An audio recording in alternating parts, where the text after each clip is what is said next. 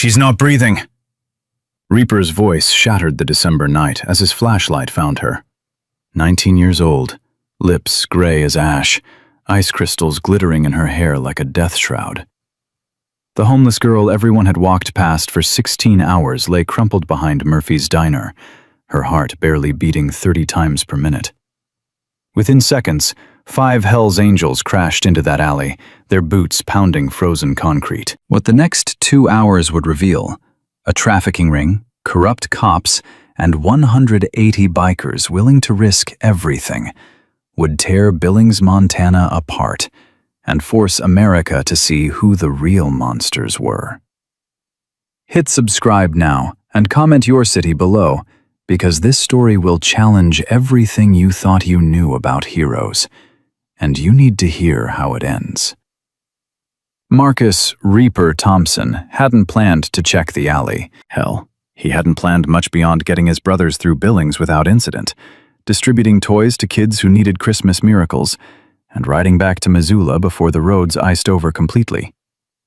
48 years old, president of the Montana Hell's Angels chapter, former Marine who'd seen things in Fallujah that still woke him screaming. Reaper had learned to keep his head down and his conscience quiet. But Frank Murphy had mentioned her. That homeless girl, Frank had said while pouring coffee into chipped mugs for the brothers who'd stopped in to warm up. The one who sleeps out back. Haven't seen her today. Course, who'd be out in this cold if they had a choice. The temperature had dropped to -15. Wind chill made it feel like -30, the kind of cold that killed. Reaper had lost his daughter Sarah to cold like this 12 years ago. She'd been 16, angry about some stupid thing he couldn't even remember now, and she'd run out of the house in just a hoodie. He'd thought she'd come back, thought she'd cool down and realize she was being dramatic. He'd found her 3 hours later, hypothermic, barely alive. She'd survived 2 days in the ICU before her body gave up. He'd been thinking about Sarah when he grabbed the flashlight from his saddlebag. "Where you going, boss?" Bulldog called from inside the diner. "Just checking something. Be right back." The alley smelled like rotting food and desperation. The dumpster overflowed with garbage bags that had frozen solid. Reaper's flashlight swept across broken pallets, cardboard boxes someone had tried to fashion into shelter, a shopping cart filled with what looked like a person's entire life. Then the beam found her. She was tucked into the corner where 2 buildings met, like she'd tried to make herself invisible. A sleeping bag, torn, barely thicker than a bedsheet, wrapped around her thin frame. One hand extended from the bag, fingers curled like claws. The skin wasn't pale. It was waxy, grayish-white, the color of the dead. Reaper's training kicked in before his mind fully processed what he was seeing. He dropped to his knees, ignoring the pain that shot through his bad leg, the one that still carried shrapnel from Iraq. His fingers found her neck, searching for a pulse. Nothing. He pressed harder, adjusting his position. There. Faint. So faint he almost missed it. Maybe 30 beats per minute, when it should have been 60 or 70. He lowered his ear to her mouth, listening for breath. Nothing. "She's not breathing!" The words exploded from him, echoing off brick walls. He tilted her head back, about to start rescue breathing, when boots thundered behind him. Bulldog arrived first, 250 pounds of former Army medic who'd saved more lives in Afghanistan than he could count. He shoved Reaper aside, not gently, and pressed 2 fingers against the girl's carotid artery. "Jesus Christ," Bulldog breathed. "How long's she been down?" "I don't know. Just found her." Chains crashed into the alley next, followed by Tank and Doc. All of them breathing hard, their faces shifting from curiosity to horror in the span of a heartbeat. "Start compressions," Doc said. He was an actual ER nurse at St. Vincent Hospital, rode with the club on weekends. "Bulldog, you breathe. Chains, call 911. Tank, get your truck running, heat on maximum. Reaper." "I'm not leaving her."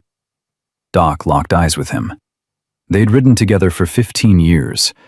Doc knew about Sarah. Everyone did. Then clear space. We need room to work. Bulldog positioned his hands on the girl's chest, over her heart, through the thin fabric of her jacket. Inadequate, pathetic, practically useless. Reaper could see how small she was. Probably didn't weigh more than 100 pounds. Malnutrition on top of hypothermia. "Starting compressions," Bulldog said, and began pressing down in steady rhythm. The girl's body moved with each compression like she was already a corpse. Chains had his phone out, barking into it. "Yeah, this is an emergency. We got a girl, late teens, severe hypothermia, not breathing, pulse barely there. Murphy's Diner, the alley behind it on 4th Street. Pause. "What do you mean, how long? Get a goddamn ambulance here, now!" He pulled the phone away from his ear, looking at Doc. "They're saying 45 minutes. Multi-car pileup on I-90 has all units tied up." 45 minutes? Reaper felt rage building in his chest, hot and violent. "She'll be dead in 10. Doc's jaw tightened. "Then we transport her ourselves." "You sure?" Chains asked. "Moving someone with severe hypothermia. You want to stand here and watch her die while we wait for an ambulance that might not come?" Doc's voice cut like glass. "Tank, your truck ready?" "Warming up right now," Tank said, already moving. Bulldog kept compressing. "We need to warm her, but we gotta do it right. Too fast and her heart stops completely. We need heated blankets, warming packs, and we need them 5 minutes ago." "The pharmacy's 3 blocks from here," Chains said. You'll scare the shit out of them and they'll lock the door," Doc interrupted. "I'll go. I'm still in my scrubs from the morning shift. They'll sell to me." He was already running. Reaper finally looked at the girl's face. Really looked. She couldn't have been more than 19. Dirt smudged her cheeks. Her hair, blonde under the grime, had been hacked short like she'd done it herself with dull scissors. Even unconscious, even dying, she looked exhausted. The kind of tired that sleep didn't fix. "How long you think she's been out here?" Tank asked quietly. "Frank said he saw her yesterday morning," Reaper said. "Left her some breakfast around 7. So maybe 16 hours? In negative 15-degree weather." Bulldog didn't stop compressions, didn't break rhythm, but his voice shook with anger. "This city just let her freeze." "Nobody let her do anything," Chains said bitterly. "Nobody even saw her. That's worse." Reaper's radio crackled. It was Road Rash, one of his sergeants at arms, still inside the diner with the rest of the chapter. "Boss, we got local PD rolling up. 4 cars. They're asking what the commotion is." Of course they were. 4 cop cars for a disturbance call, but no ambulance for a dying girl. "Tell them we have a medical emergency and we're handling it," Reaper said into the radio. "They want to talk to you." "Then they can wait." He clicked off the radio.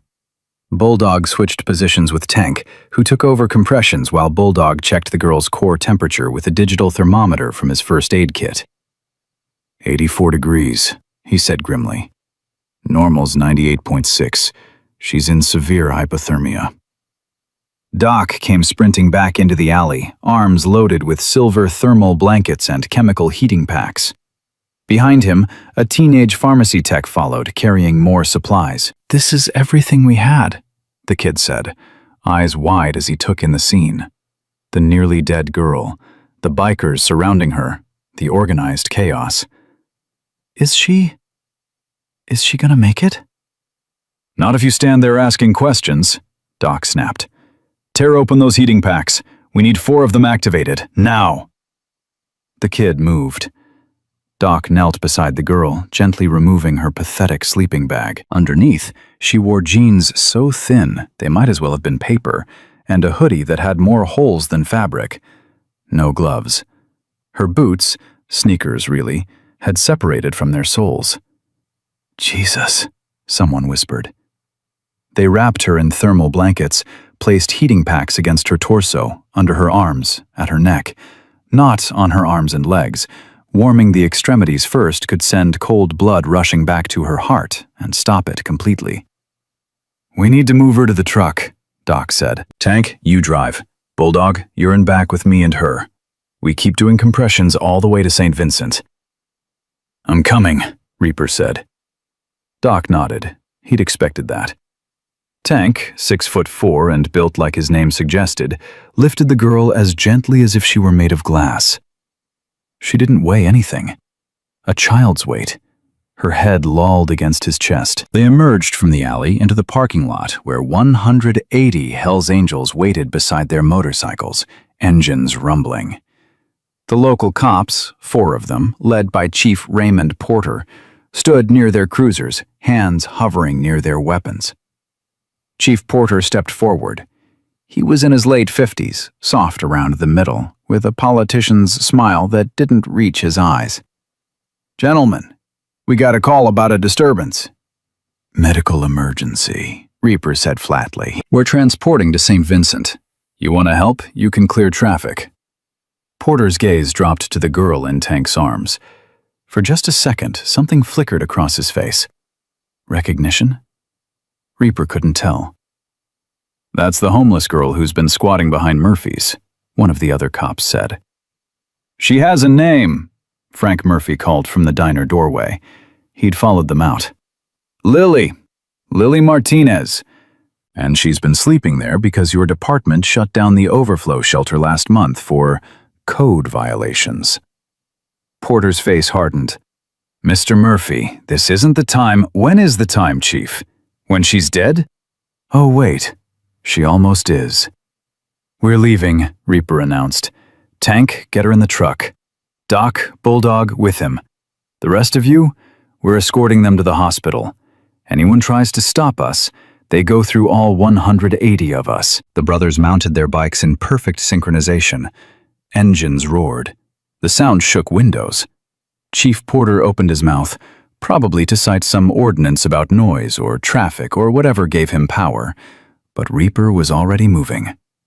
Tank's truck pulled out of the lot, Lily Martinez dying in the back seat, while Bulldog compressed her chest and Doc monitored her vitals. The motorcycles formed a corridor around the truck, an honor guard for a girl nobody had honored in life. They ran every red light on 4th Street. Cars pulled over, drivers gawking as nearly 200 motorcycles and 1 white pickup truck blazed through downtown Billings. Someone was filming on their phone. Reaper didn't care. Let them film. Let them see what happened when everyone else looked away. Inside the truck, Bulldog kept compressing. "Come on, girl, come on. Don't quit on us." Doc had an oxygen mask over her face now, squeezing the bag every 5 seconds. "Heart rate's coming up." 35, 40. She's trying. "Temperature?" 86.3. She's warming, but slowly. "Too slowly?" "I don't know, man. I don't know." Tank took a corner too fast. The truck fishtailed, then straightened. 2 minutes to St. Vincent." Reaper, riding point position just ahead of the truck, radioed back. "Road rash, call ahead. Tell them we're coming in hot with a hypothermia victim. Tell them we need a team ready." "Already done, boss. They're prepping the ER." The hospital appeared ahead. 4 stories of brick and glass lit up like a beacon. Tank didn't slow down. He drove straight up to the ER entrance, where a trauma team waited with a gurney. The truck doors flew open. Bulldog lifted Lily out, still wrapped in thermal blankets, and placed her on the gurney. A nurse immediately took over compressions while a doctor, Asian woman, early 40s, name tag reading Dr. Sarah Chen, started barking orders. "Get her inside. I want core temp, blood gases, cardiac monitor. Warm saline 1-5, 2 lines. Let's move." They wheeled her through automatic doors that hissed shut behind them. Reaper stood in the cold parking lot, watching those doors, his heart pounding like he'd run a marathon. Around him, his brothers dismounted their bikes, waiting, silent. The kind of silence that came before battle or after loss. Tank walked over, his massive hands shaking. I felt her heart stop in the truck. Just stop. Bulldog got it started again, but she's in the best place now, Doc said quietly. He'd stripped off his riding gloves. His hands were also shaking. Minutes crawled by. 10, 15, 20. The ER doors opened. Dr. Chen emerged, still in her trauma gown, blood, Lily's blood, on her gloves. Reaper's stomach dropped. Dr. Chen pulled down her mask. She's alive. Collective exhale. Someone, Chains maybe, made a sound that might have been a sob. Core temp is up to 92, Dr. Sen continued. Heart's beating on its own, rhythm stabilizing. We've got her sedated and on a ventilator while her body finishes warming. But she's alive, and barring complications, she should make it. Can we see her? Reaper asked. Not yet. She's in the ICU. We're running tests, making sure there's no brain damage from oxygen deprivation. Dr. Chen paused. You saved her life. Another 30 minutes and, well, you didn't wait 30 minutes. She started to turn back inside, then stopped. I need to talk to whoever's in charge. Privately. Reaper followed her inside, into a small consultation room that smelled like antiseptic and bad coffee. Dr. Chen closed the door. What's wrong? Reaper asked. Dr. Chen pulled up images on a computer screen. X-rays. When we undressed her to begin rewarming, we found extensive bruising. Her ribs, her back, her arms. Some of it's old, maybe 2 weeks. Some is fresh, maybe 3 or 4 days. She pulled up another image. These are defensive wounds on her forearms. Someone hit her repeatedly, and she tried to protect herself. Reaper stared at the screen, at the evidence of violence mapped across a 19-year-old girl's body. This didn't come from living on the streets, Dr. Chen said quietly. This is assault. Sustained, deliberate assault. You're telling me someone's been beating her? Yes, and whoever it is, they didn't stop just because it was cold enough to kill her. Rage ignited in Reaper's chest. The kind of rage that had gotten him in trouble in the Marines. The kind he'd spent years learning to control. Does she know you found this? She's not conscious yet, but when she wakes up, I have to ask her about it. I'm a mandatory reporter. If she tells me who hurt her, if she tells you, will it matter? Reaper's voice was harsh. I saw Chief Porter's face when we brought her out. He knew who she was. The cops in this city know there's homeless kids getting hurt, and they don't do a damn thing about it. Dr. Chen's expression told him he was right. Find out who hurt her, Reaper said, and then tell me. I can't do that. There are procedures. Doctor, I just watched that girl not breathe. I watched my brothers compress her chest for 20 minutes while her body temperature was so low, she should have been dead. We didn't save her so she could wake up and get hurt again. Dr. Chen studied him. You understand what you're suggesting could get you arrested. I understand that there's a difference between the law and justice, and I'm real tired of watching the law protect the wrong people. He walked out before she could respond. His brothers were still in the parking lot, all 180 of them, waiting for orders, waiting for direction, waiting to know if the girl would live and what happened next. Reaper climbed onto the hood of Tank's truck so they could all see him. Lily Martinez is alive, he said, his voice carrying in the cold night air. But this isn't over. Someone's been hurting her, beating her, and I'm going to find out who. We're with you, boss, Road Rash called. Whatever you need, added Chains.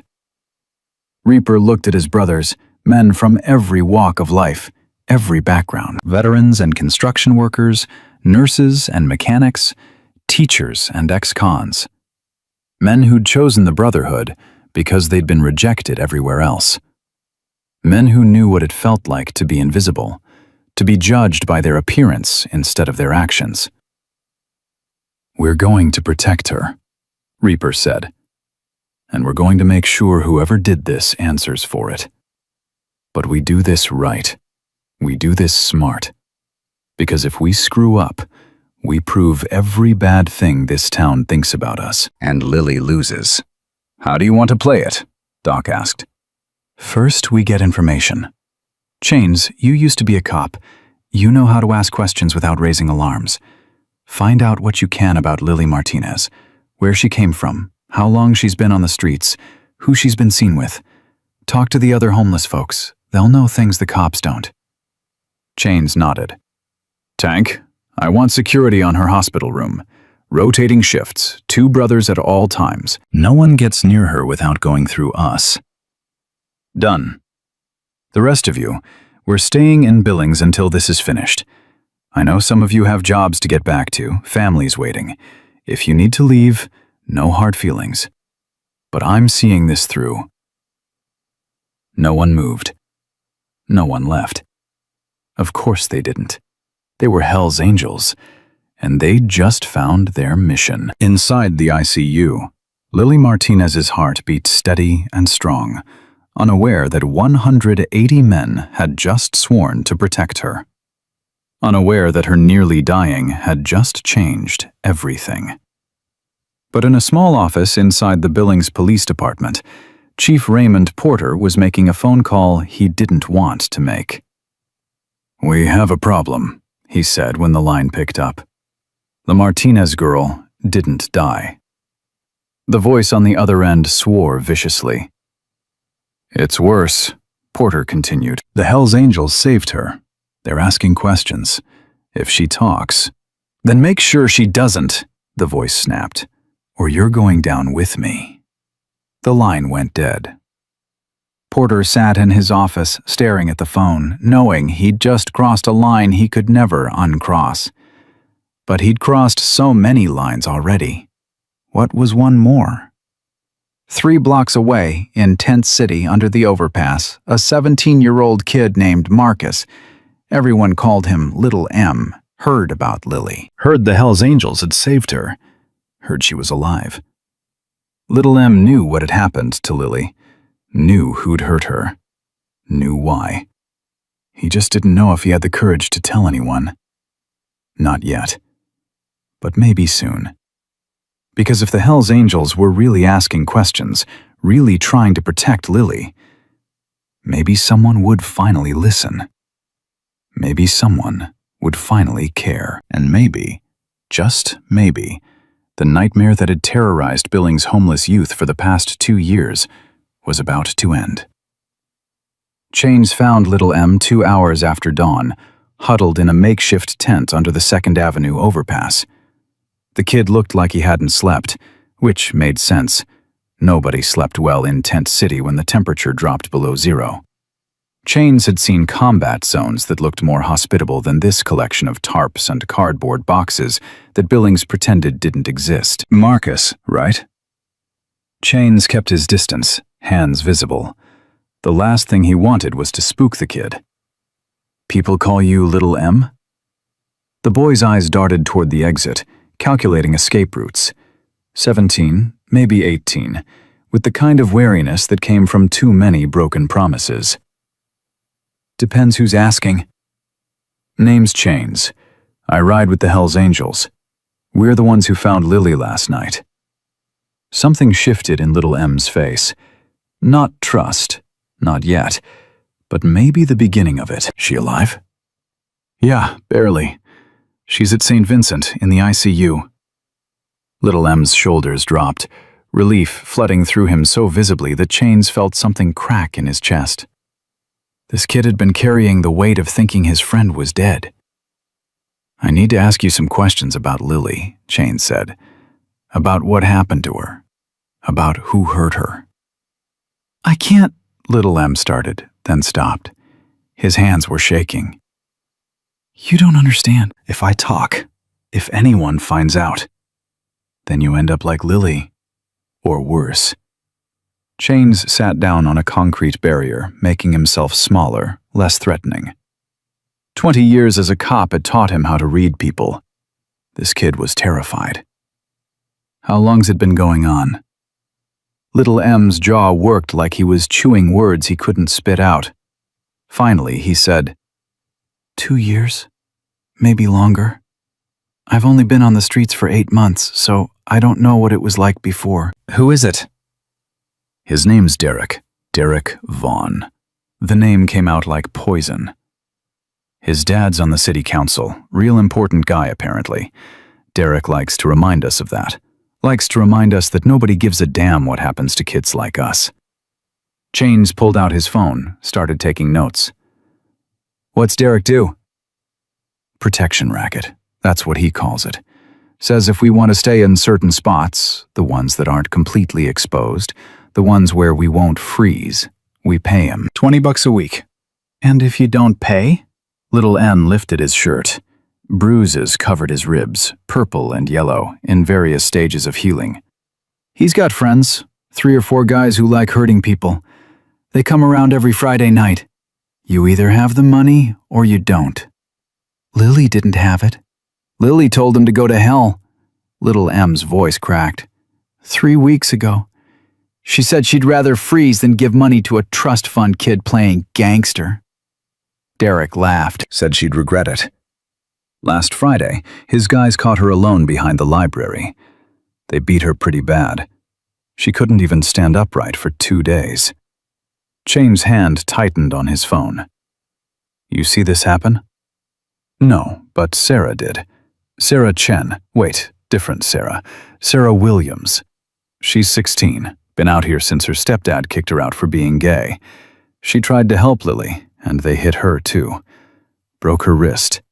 She's scared to go to the hospital because CPS will grab her, send her back to her stepdad. Where's Sarah now? Probably at the library when it opens. She goes there to get warm, charge her phone. Chain stood. I need you to come with me. You and Sarah both. You need to tell this to my boss. The Hells Angels president? Little M looked like Chains had just asked him to jump off a bridge. Man, I don't. His name's Reaper. 12 years ago, his daughter died from hypothermia. Last night, he was the one who found Lily. You think he's going to let this slide? I think he can't do anything about it. Little M's voice went flat. Derek's dad is Robert Vaughn. Councilman Vaughn.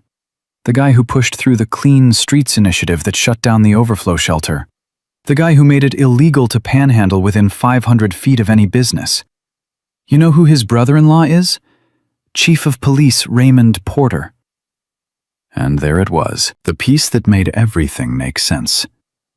Chains had left the Billings PD 8 years ago after watching Porter bury an excessive force complaint against his own nephew.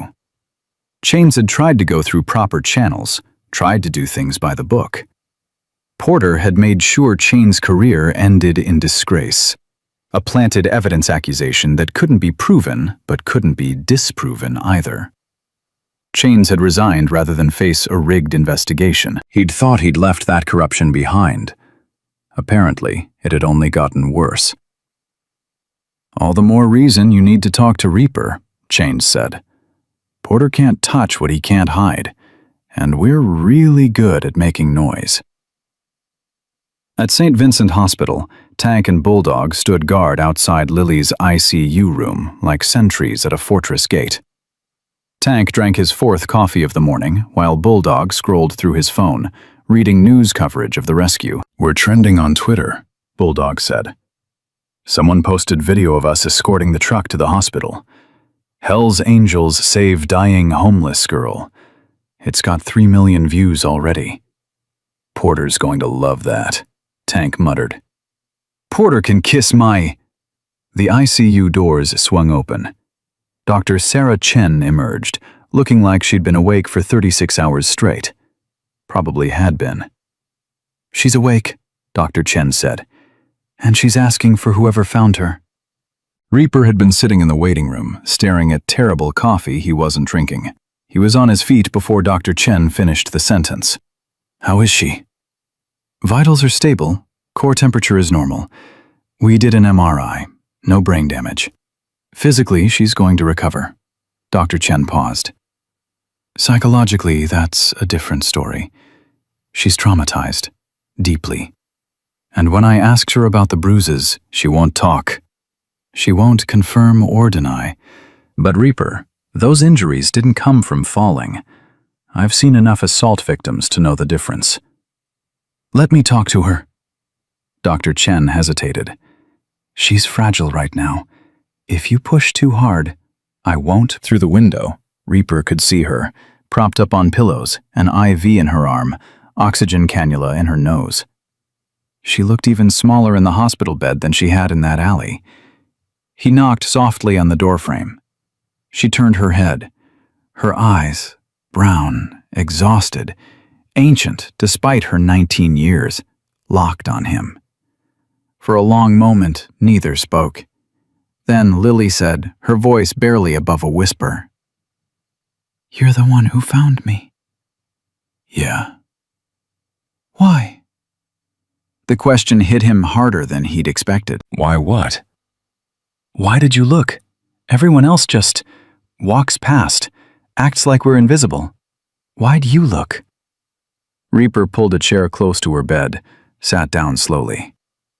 Because 12 years ago, I didn't look. My daughter ran out of the house during an argument. It was cold. Not as cold as last night, but cold enough. I thought she'd come back. I thought she was being dramatic.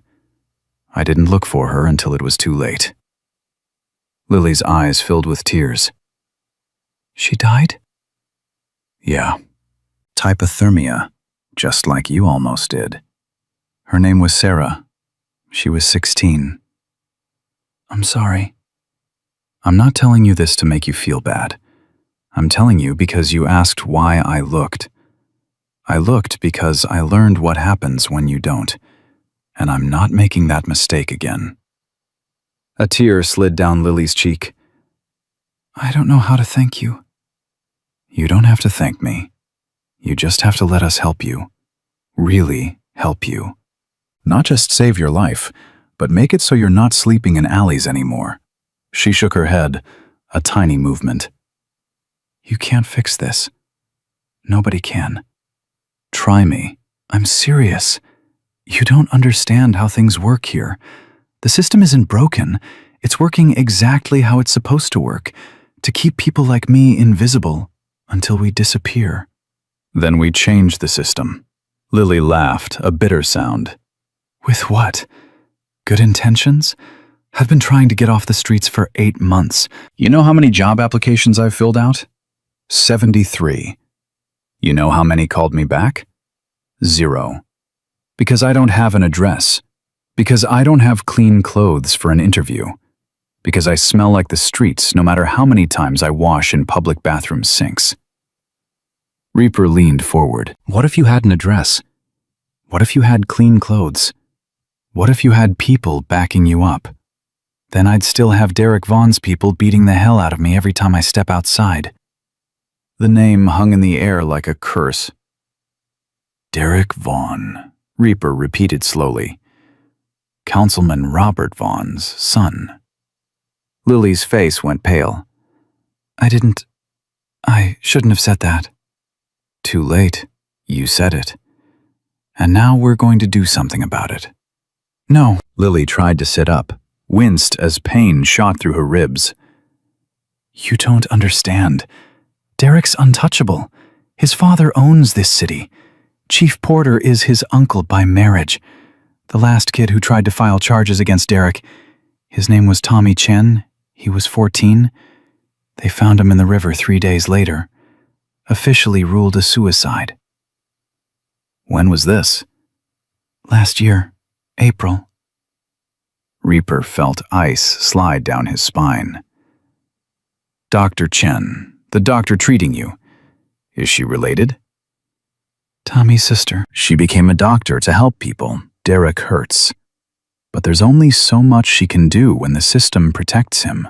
The pieces were falling into place, forming a picture uglier than Reaper had imagined.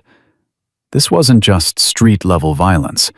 This was institutional corruption, a web that reached from the gutters to City Hall. His phone buzzed. Text from Chains. "Got witnesses, bringing them to the hospital. You need to hear this." Reaper stood. "I need to step out for a minute, but Tank and Bulldog are right outside your door. Nobody gets near you without going through them first." "Why are you doing this?" Lily asked again. "You don't even know me." "I know enough. You told Derek Vaughn to go to hell instead of paying his protection money. That takes guts. That takes the kind of courage most people never find." He paused at the door. "My brothers and I, we've spent our whole lives being judged by our jackets instead of our actions. People see the patches and cross the street, call their kids inside, act like we're the monsters. So yeah, maybe we're doing this for you, but maybe we're also doing it for us. Maybe we're tired of being the bad guys when the real monsters wear suits and smile for cameras." He left before she could respond. In the waiting room, Chains had arrived with little M and a teenage girl Reaper assumed was Sarah Williams. The girl's left wrist was wrapped in an improvised splint made from duct tape and cardboard. "Boss, this is little M and Sarah," Chains said. "They've got information about Derek Vaughn you need to hear." Reaper gestured to a corner of the waiting room, away from other visitors. "Talk." Little M talked, haltingly at first, then faster as the words poured out. 2 years of extortion, beatings, threats. Derek Vaughn running Billings' homeless youth like a personal fiefdom, extracting money from kids who barely had enough to eat. The protection racket, the enforcers, the systematic violence. Sarah talked about Tommy, her brother, who'd fought back, who'd tried to go to the police, who'd ended up floating face down in the Yellowstone River with suicide stamped on his death certificate. "Chief Porter himself closed the case," Sarah said, her voice shaking. "Didn't even investigate." Tommy was troubled and at risk, and that sometimes these things happen. "My parents wanted to push, wanted to demand answers, but Porter visited our house, told them that dredging up painful memories wouldn't bring Tommy back.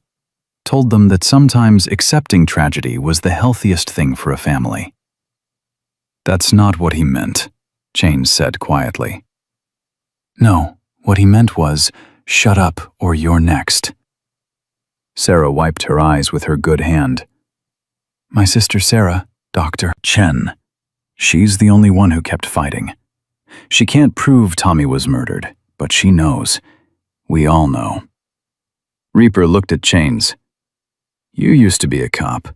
How do we prove this?" "We can't. Not the traditional way. Porter controls the evidence, controls the investigation. Anything we give him disappears. I've seen him do it before. That's why I left the force." "Then we go around him." "To who? The county sheriff? Porter's golf buddies with him. State police. They won't get involved in local matters without cause. FBI? They need federal charges, and we don't have any." Doc, who'd been listening silently, spoke up. "We don't need the law. We need the truth. And we need witnesses who'll speak it where Porter can't silence them." "Like where?" "Like the media. Like social media. Like the court of public opinion." Doc pulled out his phone. "That video of us bringing Lily to the hospital? 3 million views and climbing. People are paying attention. The story's already written itself. Hell's Angels save homeless girl. Now we give them the second chapter. Hell's Angels expose corruption." "And if we're wrong?" Tank asked. "If we go public and we can't prove it, Derek Vaughn sues us for slander and we lose everything." "We're not wrong," Little M said fiercely. "I've got proof. Video proof." Every head turned toward him. "I've been recording Derek for 3 months," Little M continued. "On my phone, every time he comes to collect money, every threat, every time his guys hurt someone. I've got probably 20 different videos. I was going to give them to a lawyer, but I don't know any lawyers who'd take a case from a homeless kid. Let me see, Chains said. Little M pulled out a phone with a cracked screen, swiped through files, and handed it to Chains. The former cop watched, his face darkening with each passing second. The first video showed Derek Vaughn, mid-20s, expensive jacket, smug smile, standing over a homeless woman in her 40s, demanding payment. When she said she didn't have it, two of Derek's friends dragged her behind a dumpster. The audio captured her screams. The second video was worse. Derek himself beating a teenage boy, methodically, professionally, while explaining that this was what happened to people who thought they could skip payments. The third video showed Derek bragging to his friends. My dad doesn't even know about this side business. He's too busy cleaning up the streets legally. I'm cleaning them up my way. And if any of these street rats try to report me, Uncle Ray takes care of it. It's a beautiful system. Chains looked up, his hands shaking.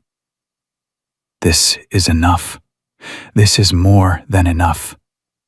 But we need to be smart about how we release it. If we just dump it online, Vaughn's lawyers will claim it's edited, fabricated, deep fake. We need to give it to someone with credibility. I know someone, Doc said slowly. My wife, Maria Santos. She's an investigative journalist with the Billings Gazette.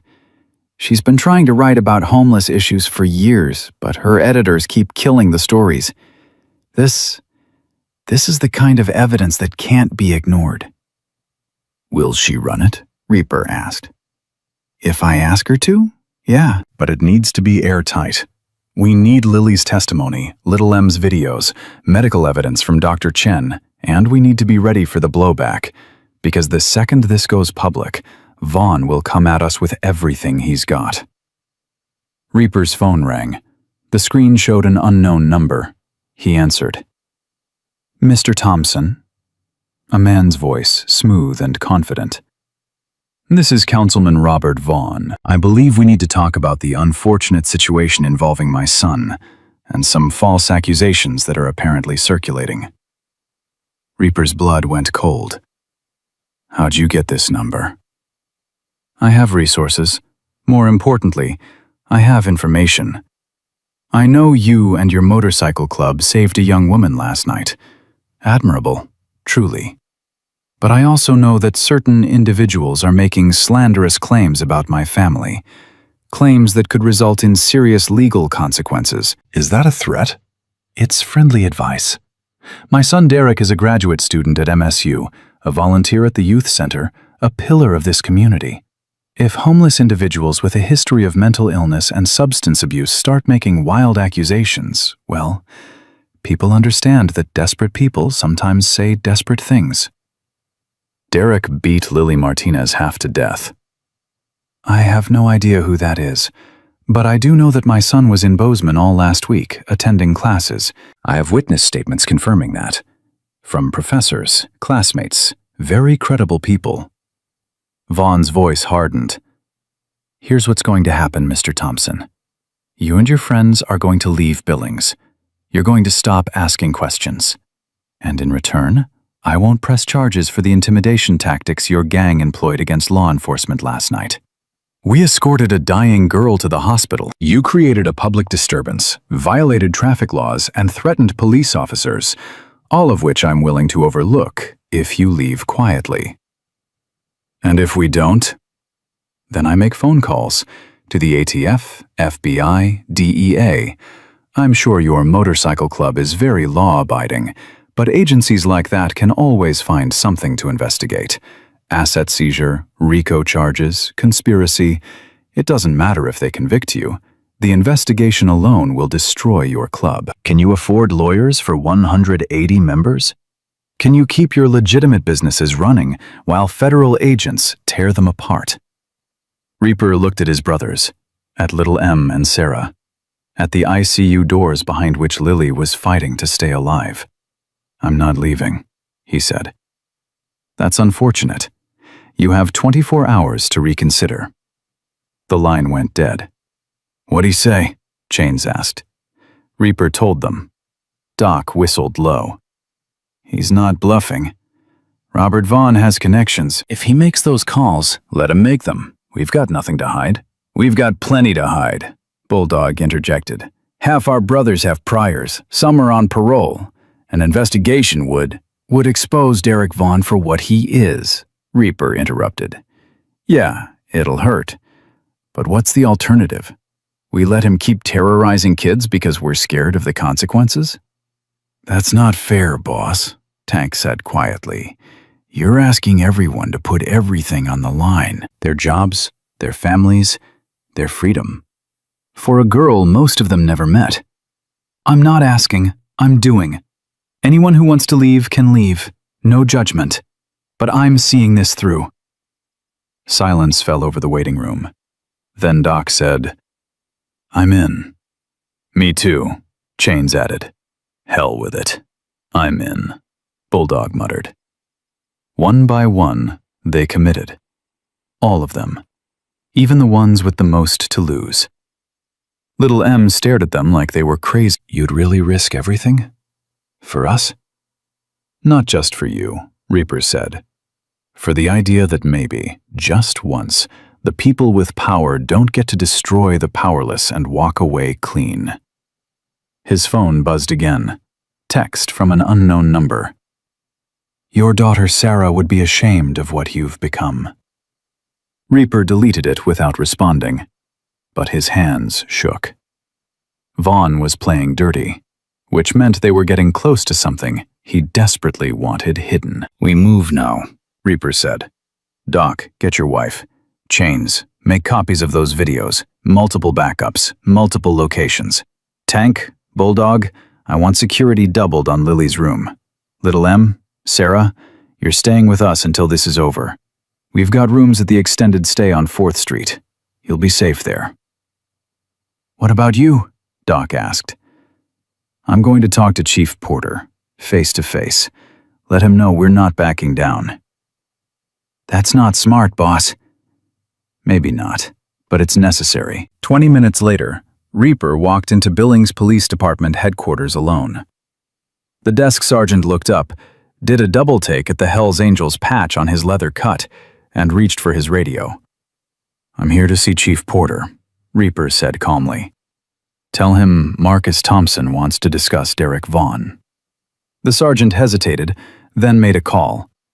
3 minutes later, Reaper was escorted to Porter's office. Chief Raymond Porter sat behind a desk covered with commendations and photos of himself with various politicians. He didn't stand when Reaper entered. "You've got some nerve coming here," Porter said. "You've got some nerve letting a councilman's son run a protection racket against homeless kids." "I don't know what you're talking about." "Yeah, you do. Tommy Chen. Ring a bell? 14-year-old kid who drowned last April? You ruled it suicide without investigating." Porter's face went carefully blank. "I looked into Tommy Chen's death thoroughly. It was a tragedy, but there was no evidence of foul play." "There was no investigation. You closed the case in 48 hours. "Because there was nothing to investigate. The boy had a history of depression, family problems, failing grades. Sometimes troubled kids make terrible decisions." "Troubled kids who were about to file assault charges against Derek Vaughn." "Alleged assault charges based on uncorroborated claims." Reaper leaned forward, planting his hands on Porter's desk. "Here's what's going to happen. I'm going to find every kid Derek Vaughn hurt. I'm going to get their statements, their evidence, their testimony. And I'm going to make sure the whole world knows what kind of man you are. Not a chief of police. A fixer for rich criminals." Porter smiled. It didn't reach his eyes. "Good luck with that. But before you go tilting at windmills, let me give you some advice, Mr. Thompson. I've been in law enforcement for 32 years. I know how to make problems disappear. And right now, you're a problem." "That sounds like a threat." "It's a statement of fact.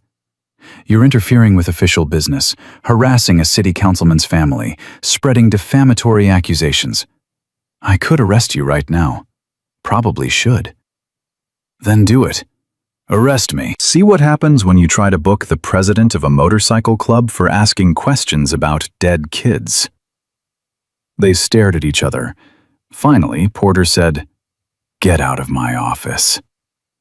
Reaper left, but as he walked through the station, he felt eyes on him. Cops watching, whispering. Some looked angry, some looked curious. One, a young female officer whose name tag read Martinez, looked almost hopeful. Outside, Reaper's phone rang. "Doctor, boss, we got a problem." Maria wants to run the story, but her editor killed it. Said it's too inflammatory, legally risky. They won't publish without more corroboration. Then we go around the newspaper. How?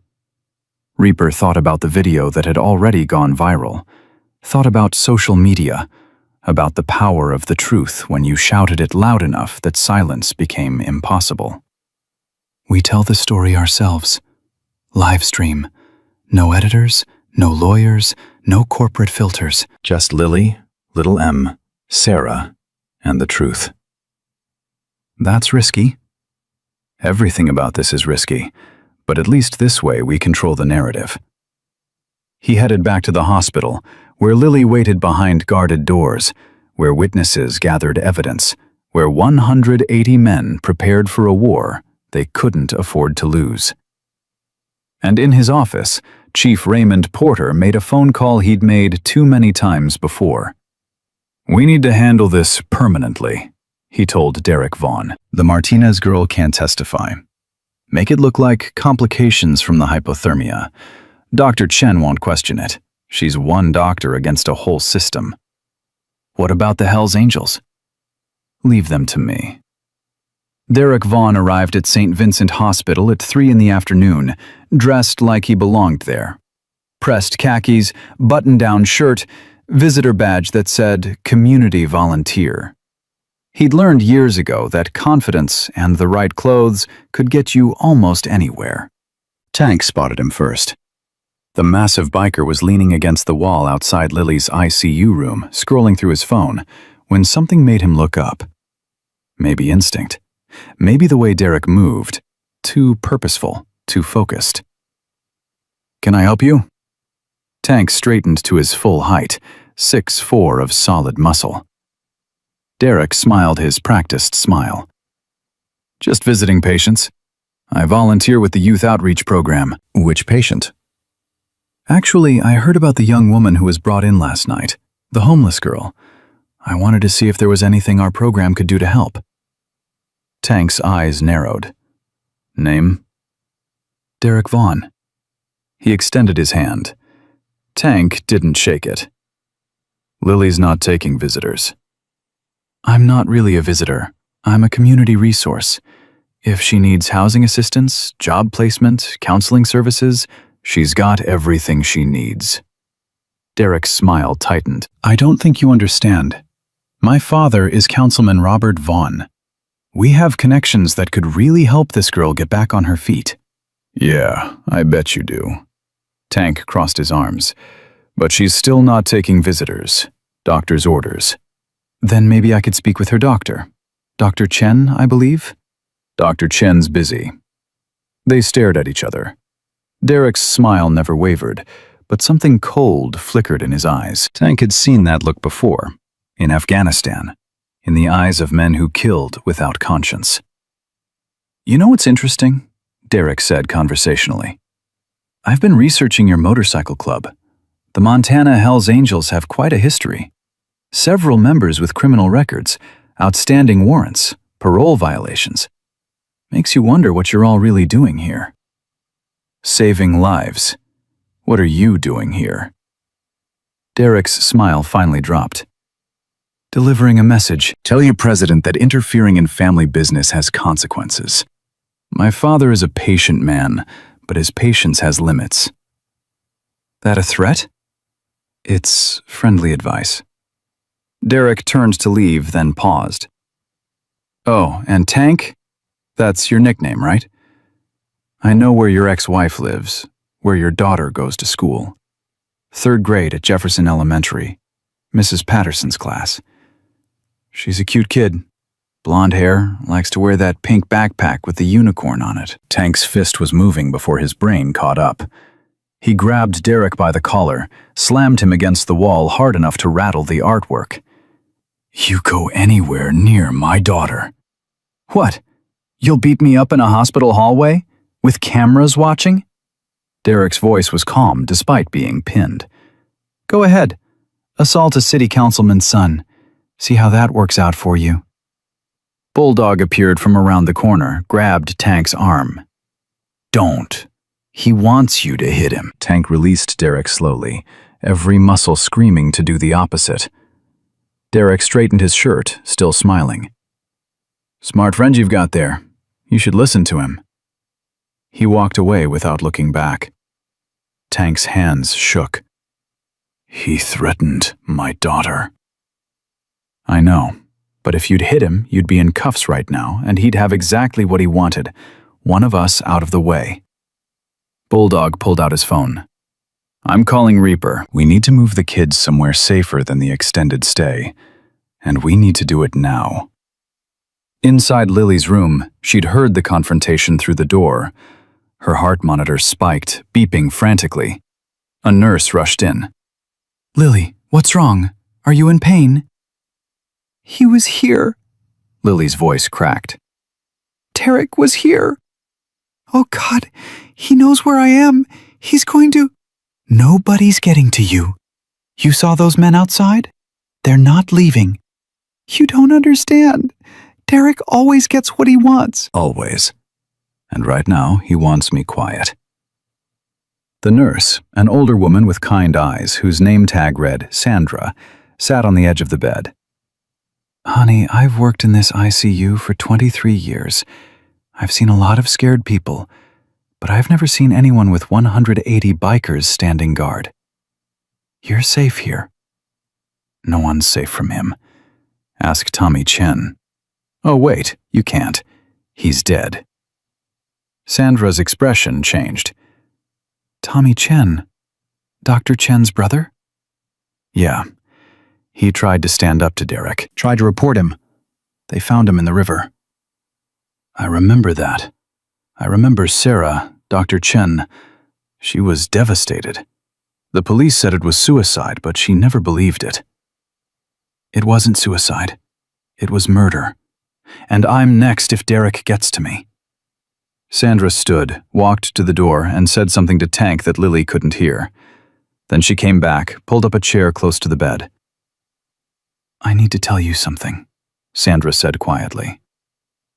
My son, he's been homeless for 2 years. Addiction issues, mental health problems, the whole mess. I've tried everything to help him, but he won't come home, won't accept help. Last year, someone beat him so badly he lost vision in his left eye. He told me it was Derek Vaughn. Told me Derek runs the streets like his personal kingdom. I wanted to go to the police, but my son begged me not to. Said it would only make things worse. Lily felt tears building. I'm sorry. Don't be sorry. Be angry. I am. I'm furious that my son and kids like you have to live in fear because some rich punk gets off on hurting powerless people. I'm furious that the system protects him, and I'm ready to do something about it. Like what? You can't fight Derek. Nobody can. Maybe I can't. But those men outside? They seem pretty determined to try. And if they need someone inside the hospital who knows how things work, who can watch your back when they can't, I'm volunteering. Before Lily could respond, her room phone rang. Sandra answered. ICU, room 12. Pause. Yes, she's awake. Who's calling? Longer pause. Sandra's face went pale. I'll ask her. She covered the receiver. It's someone claiming to be your mother. Says she saw the news about you and wants to talk. Lily's world tilted. My mother's dead. That's what I thought. Should I hang up? No, let me talk to her. Sandra handed over the phone, her expression worried. Lily's hand trembled as she raised it to her ear. Hello? Lily Marie Martinez. The voice was female, unfamiliar, with a trace of an accent Lily couldn't place. You don't know me, but I know everything about you. Where you were born, where you went to school, what happened to your real mother when you were 6 years old. And I know what Derek Vaughn did to you. Who is this? Someone who wants to help. But first, you need to understand something. Derek Vaughn isn't just running a protection racket. He's trafficking. The word hit Lily like a punch. What? Why do you think he targets homeless youth specifically? Kids with no family, no connections, no one who'll notice if they disappear. He's been moving them out of state. Montana to Seattle, Seattle to Portland, Portland to Los Angeles. The protection racket is just the recruitment phase. Kids who can't pay their debts get offered a deal. Work it off by doing jobs in other cities, except they never come back. Lily's mind raced through faces. Kids she'd known who'd vanished. Miguel, who'd been in Tent City last spring and then just gone. Amy, who'd said she had a job opportunity in Seattle and left with 2 of Derek's guys. Brandon, who'd owed Derek $300 and disappeared the day after he couldn't pay. I don't believe you. Yes, you do. You've already started counting them in your head. The ones who vanished. The ones Derek's people said went to rehab or got family help or found jobs. How many, Lily? How many kids have disappeared in the last 2 years? Too many. Way too many. Why are you telling me this? Because I need you alive. I need you to testify. I'm FBI agent Susan Martinez, Human Trafficking Division. I've been investigating Derek Vaughn for 18 months, but I can't touch him without witnesses, kids who'll go on record. And they're all either gone or too scared to talk. I'm too scared to talk. I know, but you're also the only witness who survived long enough to get protection. Those Hell's Angels guarding your door? They just bought you something no other victim has had. Time. Time to heal, time to think, and time for me to build a case strong enough that Derek Vaughn and his father can't make it disappear.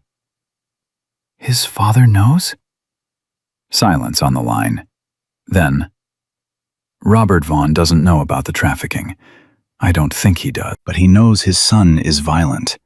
He knows his son runs the streets.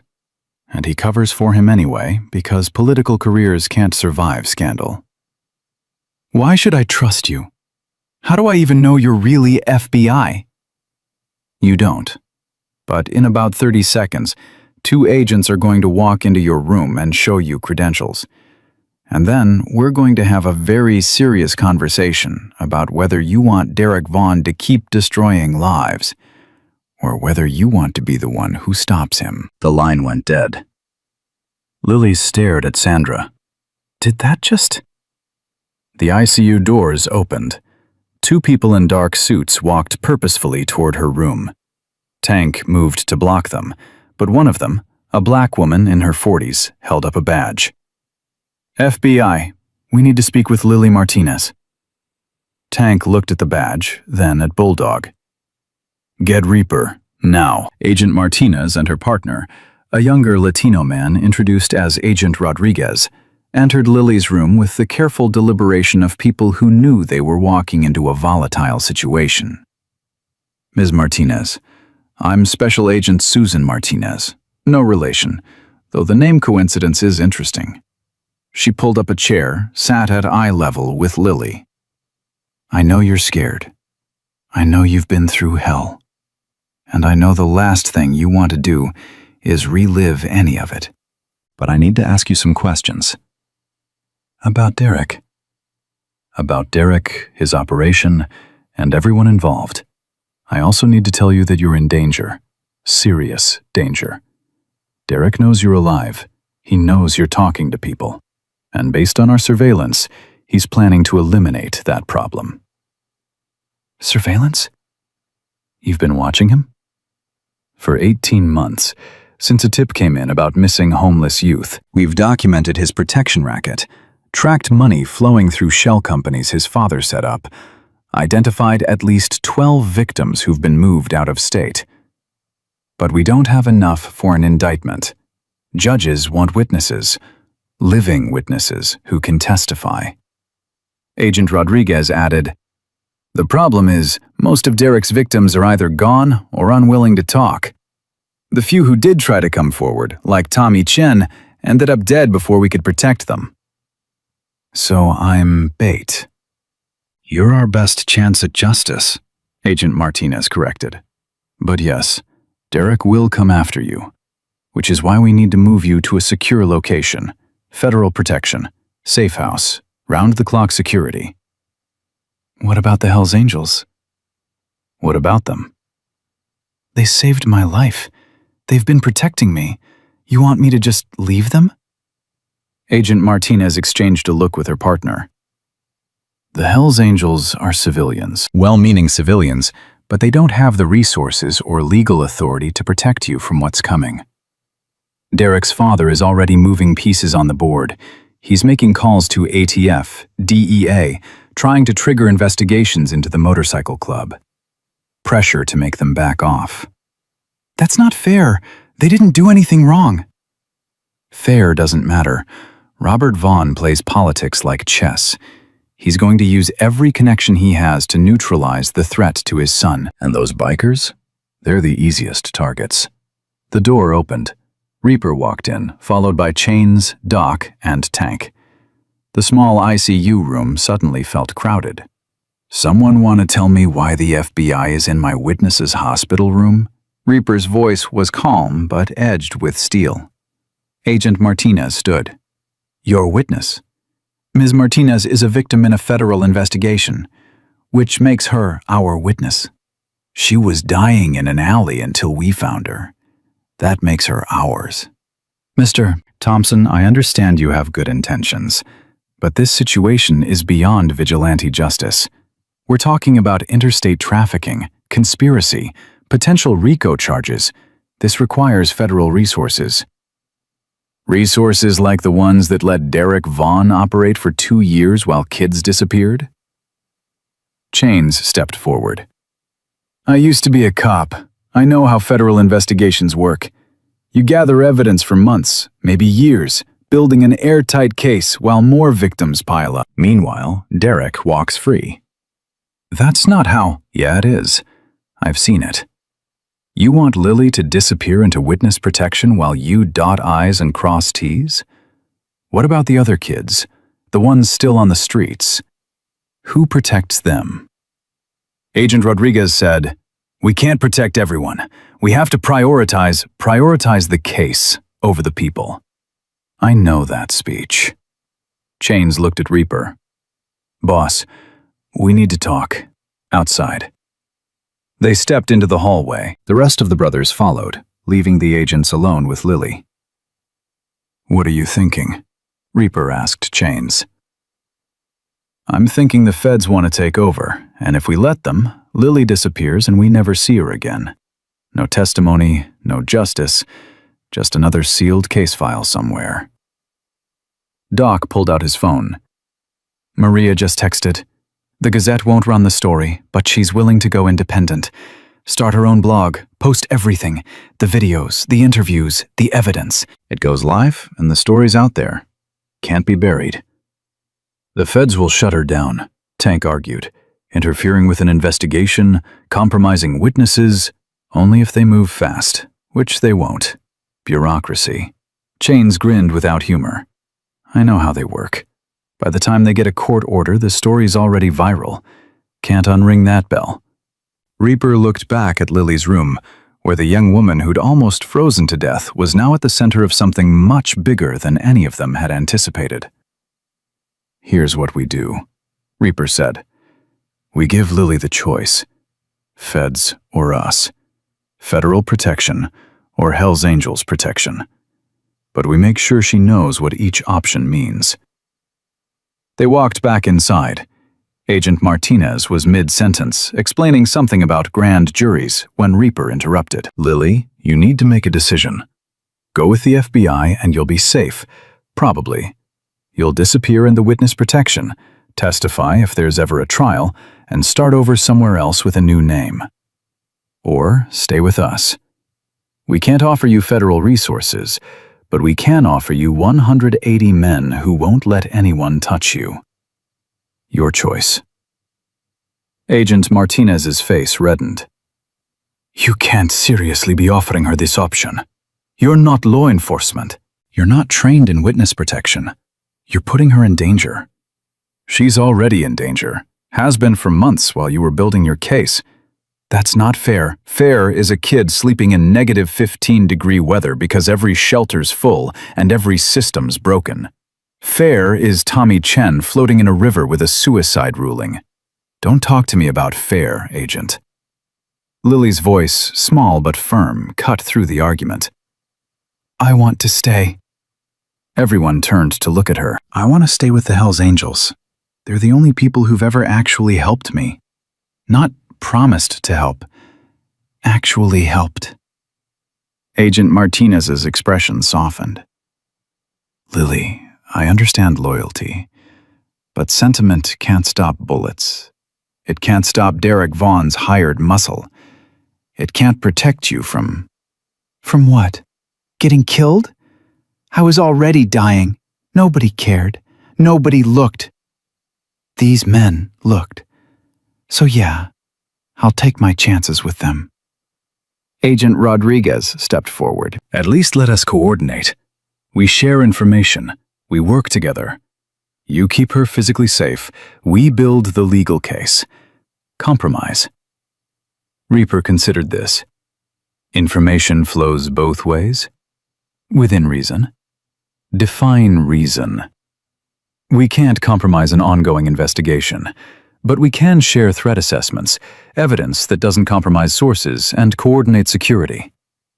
Deal. But Lily stays with us. Agent Martinez looked like she wanted to argue, but Rodriguez touched her arm. Susan, we're not going to win this. And honestly, these bikers might be the only reason she's still alive. Let's work with what we've got. She nodded reluctantly. Fine. But if this goes sideways, it's on you. Story of my life, Reaper said. The agents left with promises to coordinate, to share information, to build a case together. Reaper didn't trust them completely, but he trusted their motivation. They wanted Derek Vaughn, and right now, their goals aligned. Sarah, who'd been quietly observing everything, said, I hate to interrupt, but Dr. Chen needs to see you all. She's in the consultation room down the hall. Said it's urgent. They found Dr. Sarah Chen surrounded by medical files, her eyes red from crying or exhaustion or both. I've been going through Tommy's autopsy report, she said without preamble. The one Chief Porter claimed proved suicide. I never believed it, but I couldn't prove anything was wrong. Until now. She pulled up images on her computer. Tommy had defensive wounds, bruising on his knuckles consistent with fighting back, bruising on his forearms from blocking punches. The medical examiner noted these but classified them as consistent with struggling in the water during drowning. But they weren't, Chain said. No, they were fresh, less than an hour old when he died, which means he was beaten, then drowned. The water in his lungs, the ME tested it, found it was consistent with the Yellowstone River. But there was also tap water. Chlorinated tap water in his stomach. Doc leaned forward. Meaning? Meaning someone held his head underwater in a sink or bathtub first, probably to scare him, make him talk, or recant his statement against Derek. Then they took him to the river and drowned him for real. The room went silent. Dr. Chen's voice shook. My 14-year-old brother was tortured and murdered, and the medical examiner who signed off on it works for the county. The county that employs Chief Porter. The county where Robert Vaughn has political influence. Who was the M.E.? Chains asked. Dr. Gerald Hastings. He's been county medical examiner for 12 years. Chains pulled out his phone, started searching. Hastings, let me see.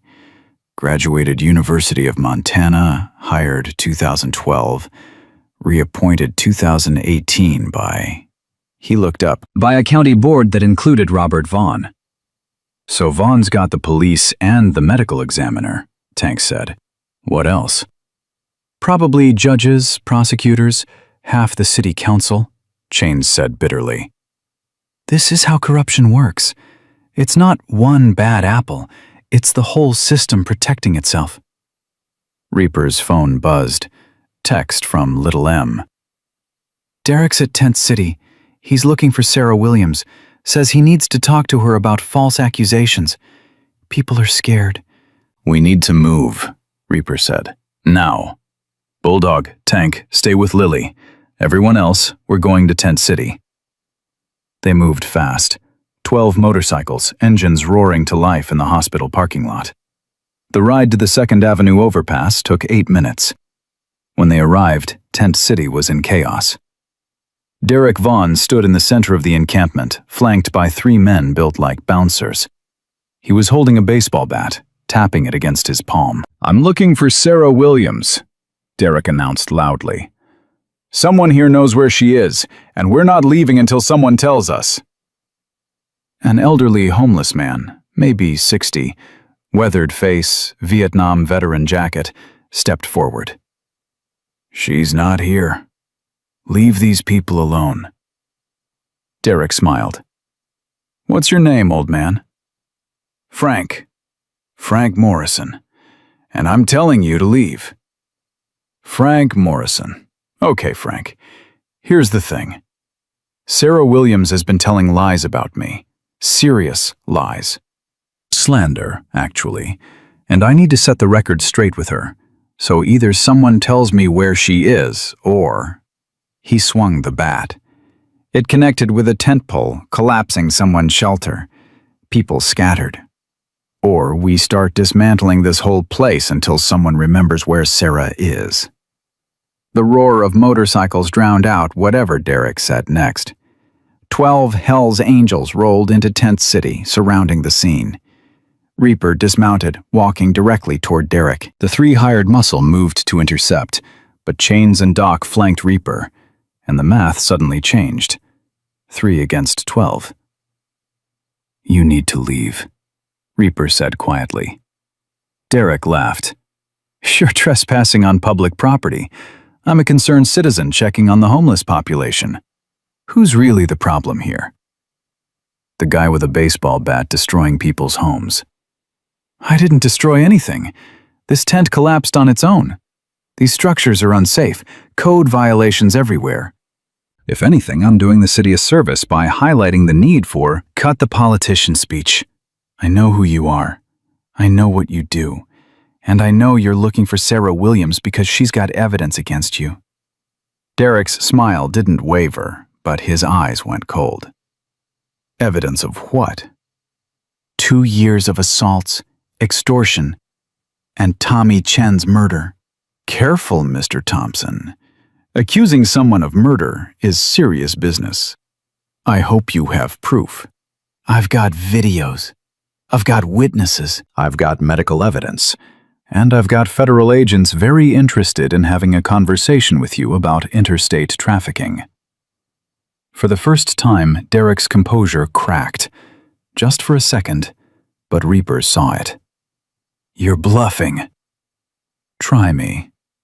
One of Derek's hired guys, 6'5", 260 pounds, neck tattoos, stepped forward. We can handle this, Derek. You want us to— No! Derek held up a hand. Mr. Thompson and I are just having a conversation, and we? We're done talking. You're leaving. Now. Or what? You'll assault me in front of witnesses? Go ahead. I've got my phone recording this whole thing. Show everyone what kind of people Hell's Angels really are. Reaper didn't move, didn't react, just stared at Derek until the younger man looked away. "We'll leave," Derek said finally, "but this isn't over. You're protecting criminals. Homeless squatters violating city ordinances. You're interfering with community improvement efforts.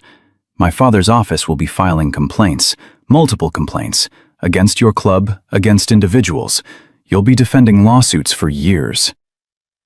"Worth it." Derek and his muscle walked away, but not before Derek turned back one more time. "Tell Lily I'm thinking about her. Tell her I hope she recovers soon. It would be a shame if complications set in. Hypothermia victims sometimes experience delayed effects, heart failure, stroke, organ damage, sometimes days after they think they're safe." The threat was barely veiled. Reaper watched them go, every instinct screaming to do violence. But violence would play into their hands, give them ammunition. Little M emerged from behind a dumpster where he'd been hiding. "He's going to kill her. You know that, right? He's going to kill Lily." "Not if we move her first." "Move her where? He's got money, connections, people everywhere. There's nowhere safe." Reaper pulled out his phone, made a call.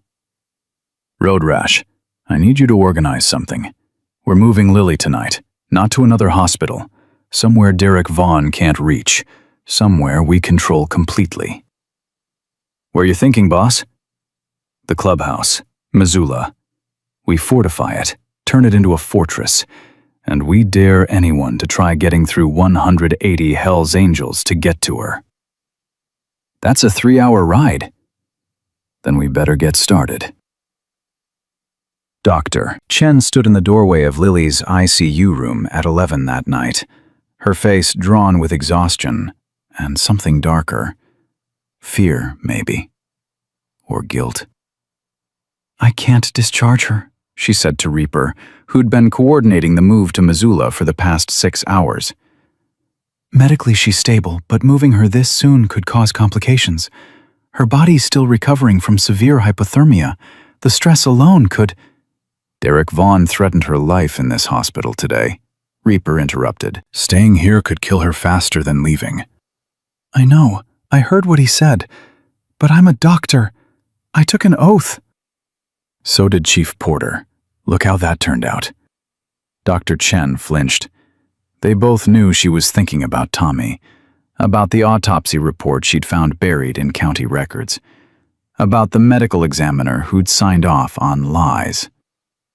"If I discharge her against medical advice and something happens—" "Then it's on me, not you. I'll sign whatever paperwork you need, but we're moving her tonight." Sandra, the ICU nurse who'd been hovering nearby, stepped forward. "I'll go with her." Everyone turned to look at her. "I'm serious.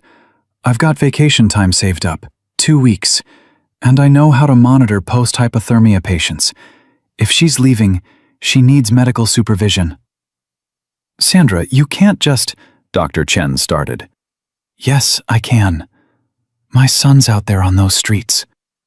Derek Vaughn put him in a hospital last year, and I didn't do anything." "Didn't fight back. Didn't speak up. Just hoped it would get better." Sandra's voice cracked.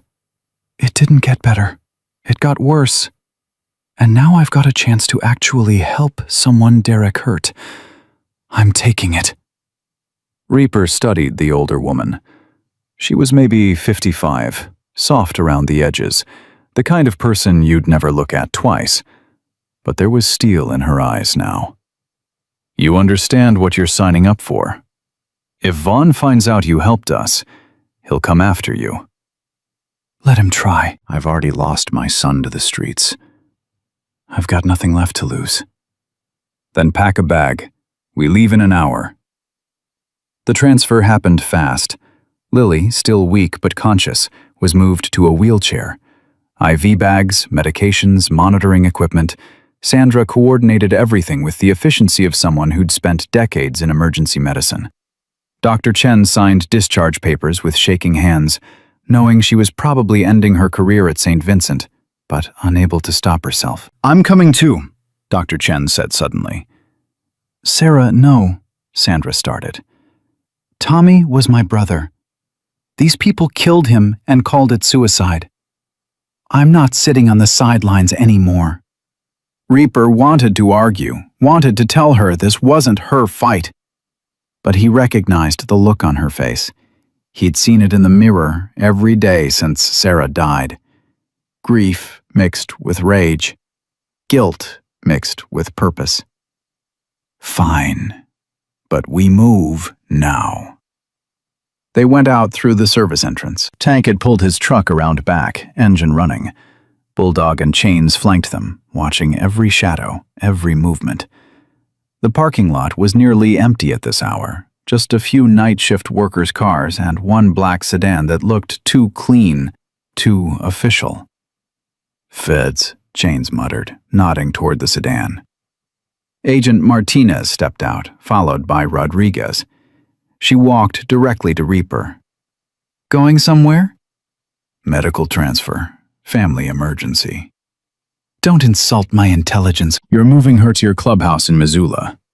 You think we don't have eyes on you? If you know where we're going, then you know we're not hiding. We're protecting her. In a building we have no jurisdiction over, no warrant access, no legal authority to enter. Very convenient. Reaper met her eyes. You want to stop us, Agent? Arrest us for taking a girl to a safer location? Go ahead. But while you're processing paperwork, Derek Vaughn's planning his next move. So what's it going to be? Agent Martinez's jaw tightened. For a long moment, nobody moved. Then she said, We're following you. Separate vehicles, maintaining distance. But we're following. Suit yourself. They loaded Lily into Tank's truck. Sandra climbed in beside her, already checking vitals. Dr. Chen got in her own car, a sensible Honda that looked out of place next to the motorcycles. The convoy formed. Tank's truck in the center, surrounded by 40 hellsangels on bikes, with Agent Martinez's sedan trailing a quarter-mile back. They'd barely reached the city limits when Reaper's phone rang. Unknown number. Yeah? You made a mistake. Robert Vaughn's voice was calm, almost conversational. Taking that girl out of the hospital. Now you're guilty of kidnapping. A federal offense, actually, since you're crossing state lines. She left voluntarily. We've got signed discharge papers. Signed under duress. I've already spoken with the hospital administrator. Dr. Chen will be terminated for violating patient care protocols. Nurse Sandra Miller will lose her license. And you'll be arrested the moment you cross into Missoula. Then I guess we'll see you there. You really want to do this? Protect one homeless girl against the entire weight of Montana's legal system? I can destroy you, Thompson. I can destroy everyone who helped you. One phone call. Then make your phone call. But while you're dialing, ask yourself if you really want the FBI looking into why your son's so interested in keeping this particular girl quiet. Silence on the line. The FBI's already involved, Councilman. They've been investigating Derek for 18 months. Interstate trafficking, missing homeless youth. Your son's not running a protection racket. He's running a pipeline. And when that comes out, and it will come out, you can kiss your political career goodbye. You're lying. Am I? Ask Derek about Miguel Rodriguez, Amy Chen, Brandon White. 12 names total. All homeless kids who disappeared after Derek made them offers they couldn't refuse. The FBI's got documentation, surveillance, testimony. Your son's going to federal prison, and the only question is whether you go with him. I had nothing to do with. You covered for it. Tom Chen tried to report Derek, and you made sure Chief Porter buried it. That's conspiracy. That's accessory after the fact. That's your political career and your freedom on the line. Another pause. When Vaughn spoke again, his voice was different, older, tired. What do you want? I want you to back off. Call off whatever legal threats you've made. Let us protect Lily. Let the FBI do their job. And most importantly, keep your son away from her. And if I do this, what do I get? I'll make sure the FBI knows you cooperated. Maybe that earns you some consideration when charges come down. Maybe it doesn't. But it's better than the alternative. The alternative being... Maria Santos, investigative journalist, is ready to publish everything. The videos, the testimony, the evidence of trafficking. Your son's face on the front page, your name right beside it. By tomorrow morning, every news outlet in Montana will be running the story. Can your political career survive that? Vaughn's breathing was ragged. You're threatening me. I'm offering you a choice. Make the right one for once in your life. The line went dead. Chains, riding beside Tank's truck, pulled up next to Reaper. You think he'll take the deal? I think he's a politician. He'll do whatever protects him first. Right now, that means cutting Derek loose. And if he doesn't, then Maria publishes tomorrow morning, and we deal with the fallout. They rode in silence for another hour, the convoy cutting through the Montana night. The temperature had dropped again, not as cold as the night they'd found Lily, but cold enough that Reaper's hands ached even through his gloves. His phone buzzed. Text from Little M. Derek just left Billings, heading west on I-90. He's got 3 cars with him, armed. Reaper's blood went cold. He radioed the convoy. We've got company coming. Dear Vaughn and 3 vehicles, possibly armed, heading our direction. ETA unknown. What's the play, boss? Road Rash's voice crackled over the radio. We keep moving, but we prepare for contact. Doc, call Agent Martinez. Tell her we've got a credible threat. She wants to be useful. Now's her chance. 5 minutes later, Agent Martinez pulled alongside Reaper, her window down. My office just got word. Derek Vaughn filed a missing persons report on Lily Martinez. Claims she was taken against her will from the hospital by a violent biker gang. Montana Highway Patrol has been instructed to stop your convoy and recover the victim. That's insane. She left voluntarily. I know that. You know that. But right now, every cop between here and Missoula thinks you're kidnappers. And if Derek catches up to you before you reach the clubhouse, he'll use the confusion to grab her himself. Exactly. So here's what we're going to do. Rodriguez and I are going to pull ahead, make contact with Highway Patrol, explain the situation, buy you time, but you need to move fast. How fast? Faster than Derek. He's got a 30-minute head start, but he doesn't know the back roads like you do. Use that. Reaper nodded. Agent Martinez accelerated, her sedan disappearing into the darkness ahead.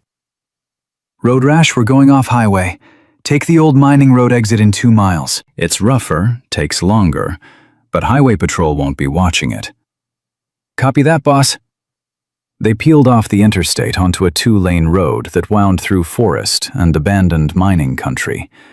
No streetlights, no other traffic, just darkness and the rumble of engines.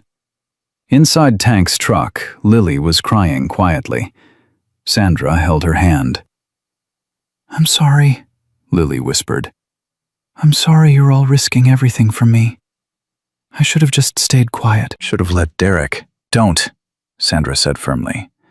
Don't apologize for surviving. Don't apologize for being worth protecting. But people are losing their jobs. Dr. Chen, you, maybe others. People are in danger because of me. No, people are in danger because Derek Vaughn is a monster and the system protects him. You didn't cause this. You're just the first person brave enough to fight back. I'm not brave. I'm terrified. Brave people are always terrified. That's what makes it brave. Dr. Chen, driving behind them, was on the phone with the hospital administrator. The conversation wasn't going well. I understand that, sir. Yes, I know I violated protocols. No, I can't come back tonight to discuss. She pulled the phone away from her ear as the administrator's voice rose to a shout.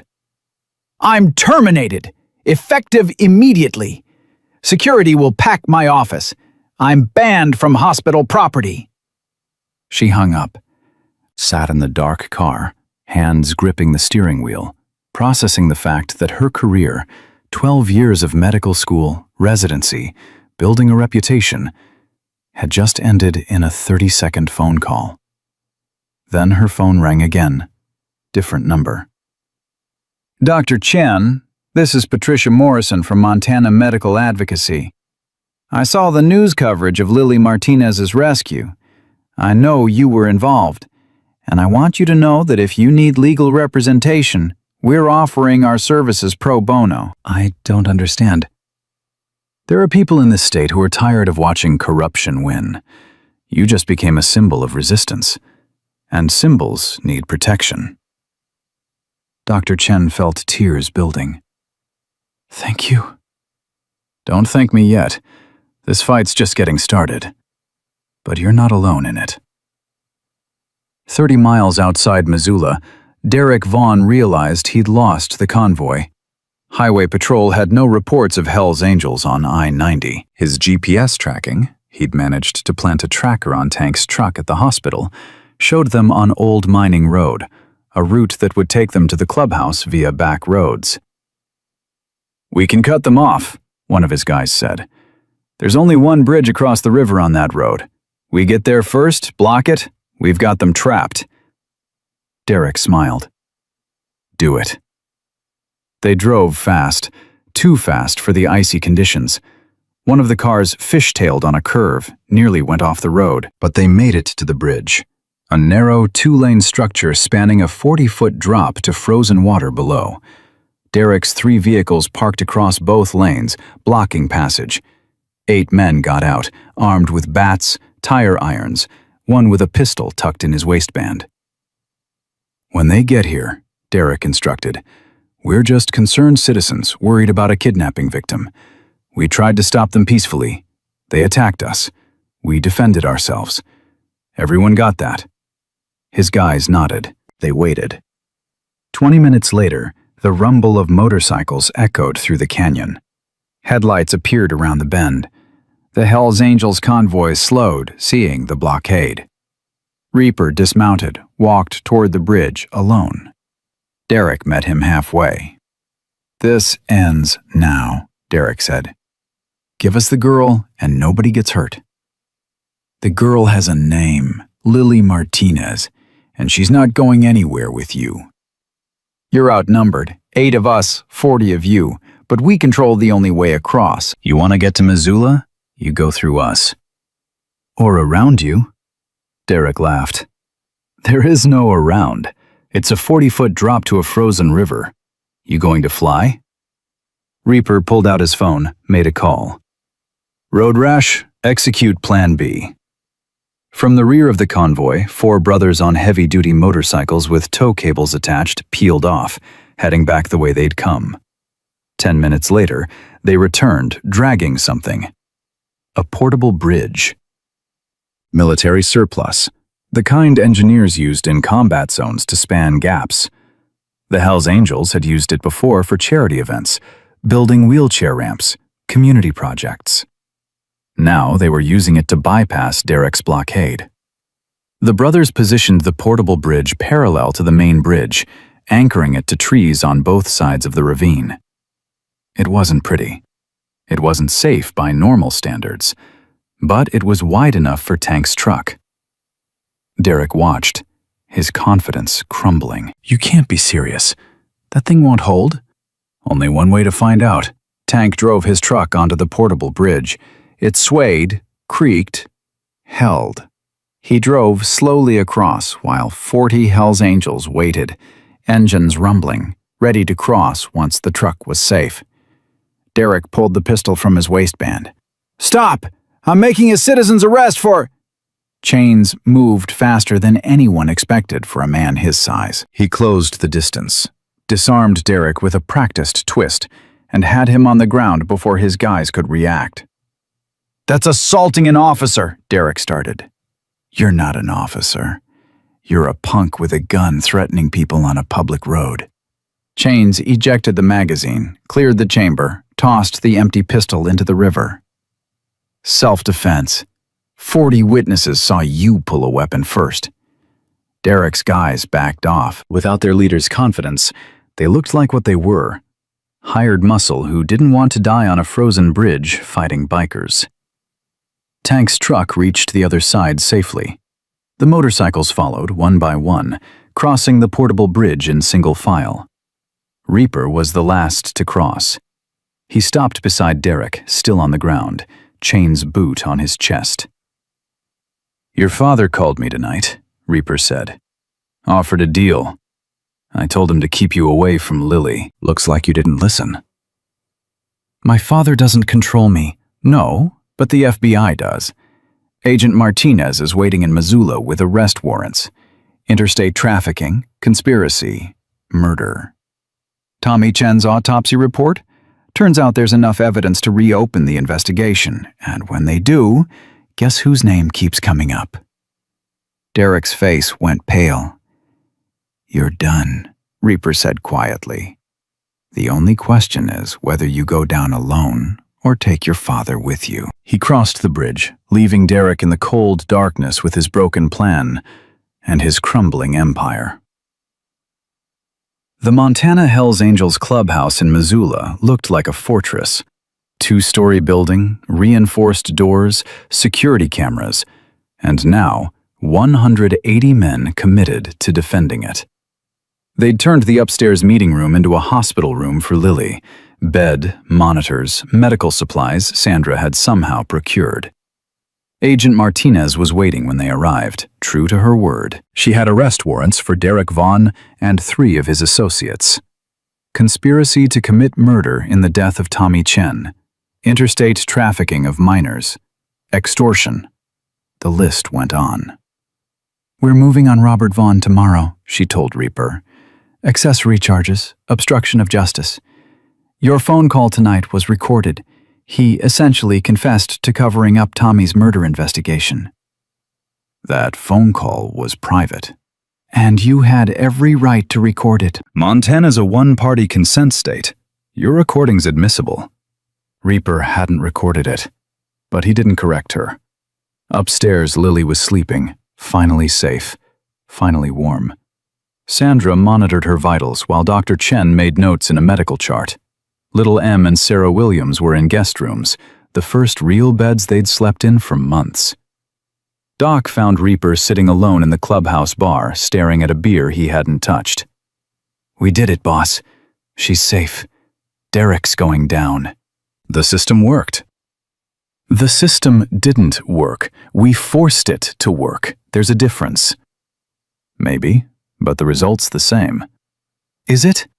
What about the next Derek Vaughn? The next corrupt cop? The next city that decides homeless people are problems instead of people? Doc sat beside him. "You can't save everyone." "I know. But I can save the ones right in front of me. That's enough for today." His phone buzzed one more time. Text from an unknown number. But Reaper knew who it was. "Robert Vaughn. I'm turning myself in tomorrow morning, cooperating fully with the FBI. My son did terrible things, and I enabled him. I'm sorry, for whatever that's worth." It wasn't worth much.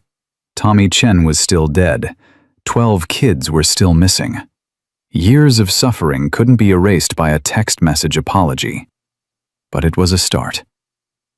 "Maria Santos is going live with the story at 6 a.m., Doc said, checking his phone. "Every network's picking it up. Hell's Angels expose trafficking ring, corrupt officials. We're about to be famous."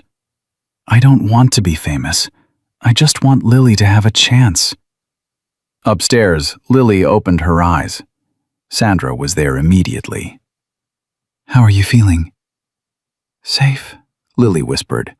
"For the first time in 8 months, I feel safe." "Good. That's good. Is it over? Is Derek really going to jail?" "The FBI seems to think so. But even if he doesn't, even if something goes wrong, You're not alone anymore. You understand that? You've got 180 people who won't let anything happen to you. Lily started crying.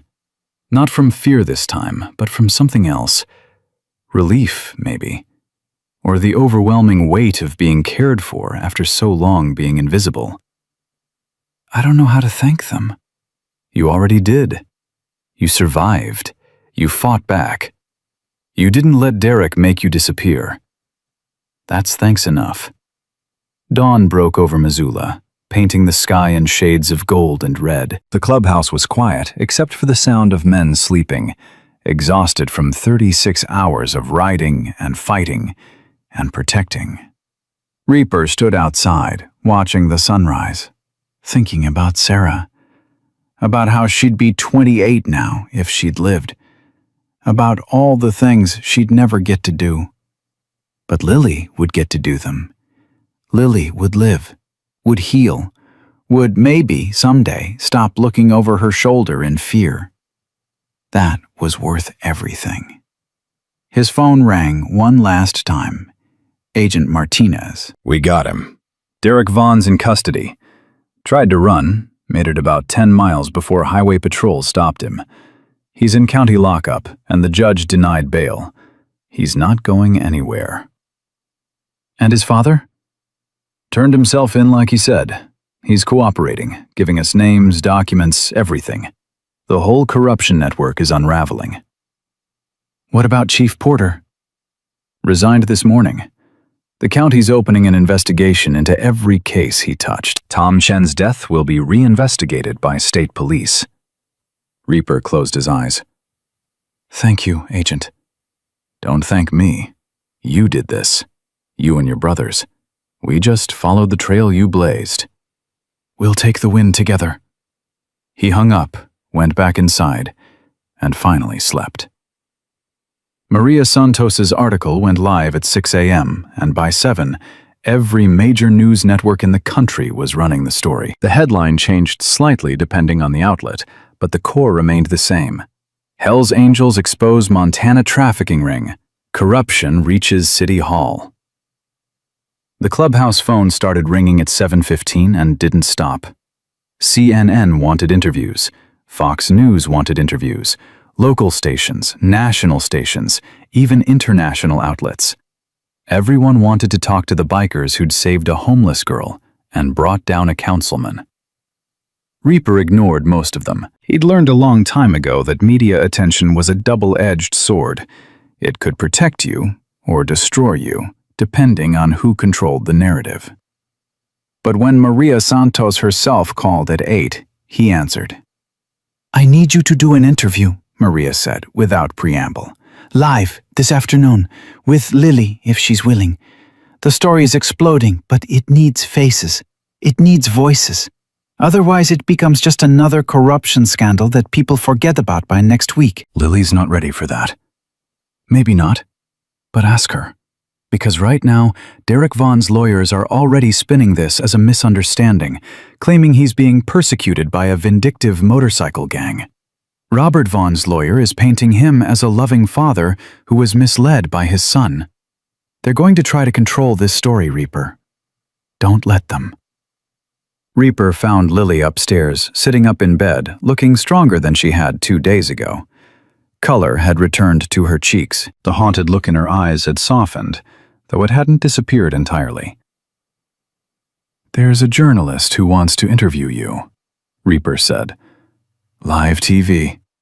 You and me, talking about what happened. But only if you're ready. If you're not, we say no. Lily was quiet for a long moment. What happens if I say yes? The whole country hears your story. Derek can't hide anymore. Neither can his father. But it also means putting yourself out there, being vulnerable in front of millions of people. And if I say no? Then we protect your privacy. Let the courts handle everything. You heal in peace. Lily looked at her hands, at the IV bruise on her arm, at the scars that would probably never completely fade. If I don't tell my story, who will? Derek's lawyers? They'll make me sound like a liar, a troublemaker, someone who deserved what happened. They might try, but we won't let that narrative stick. I want to do it. I want people to know what he did. Not just to me, but to Tommy, to Miguel, to all the others. I want their families to know the truth. 3 hours later, Lily sat in the clubhouse's main room, which had been hastily converted into a makeshift studio. Maria Santos sat across from her, camera crew positioned discreetly. Reaper stood just off camera, a silent presence that gave Lily courage. The interview started gently. Maria asked about Lily's background, foster care, aging out of the system, ending up on the streets. Lily's voice was soft but steady as she explained how the shelters were always full, how businesses chased her away, how she became invisible to everyone who passed by. Then Maria asked about Derek Vaughn. Lily's hands trembled, but she kept talking. She described the protection racket, the beatings, the threats. She talked about Tommy Chen, about how he'd tried to fight back and ended up dead. She talked about the night she refused to pay Derek, about the beating that followed, about collapsing in the alley while the temperature dropped to lethal levels. I thought I was going to die, Lily said quietly. I remember thinking that nobody would even notice. Nobody would care. I'd just be another frozen homeless person that the city sweeps away in the morning. But someone did notice, Maria prompted. Reaper noticed. The hellsangels noticed. They didn't have to look for me. They didn't have to care. But they did. The camera pans to Reaper, capturing the emotion on his face that he was trying to hide. What do you want people to understand about what happened to you? Maria asked. Lily looked directly at the camera. I want people to understand that homeless kids aren't trash. We're not problems to be solved or swept away. We're people who fell through cracks in a system that's supposed to catch us. And when someone like Derek Vaughn targets us, when he hurts us, it matters just as much as if he'd hurt anyone else. Our lives matter. The interview aired at noon. Within an hour, it had been viewed 3 million times online.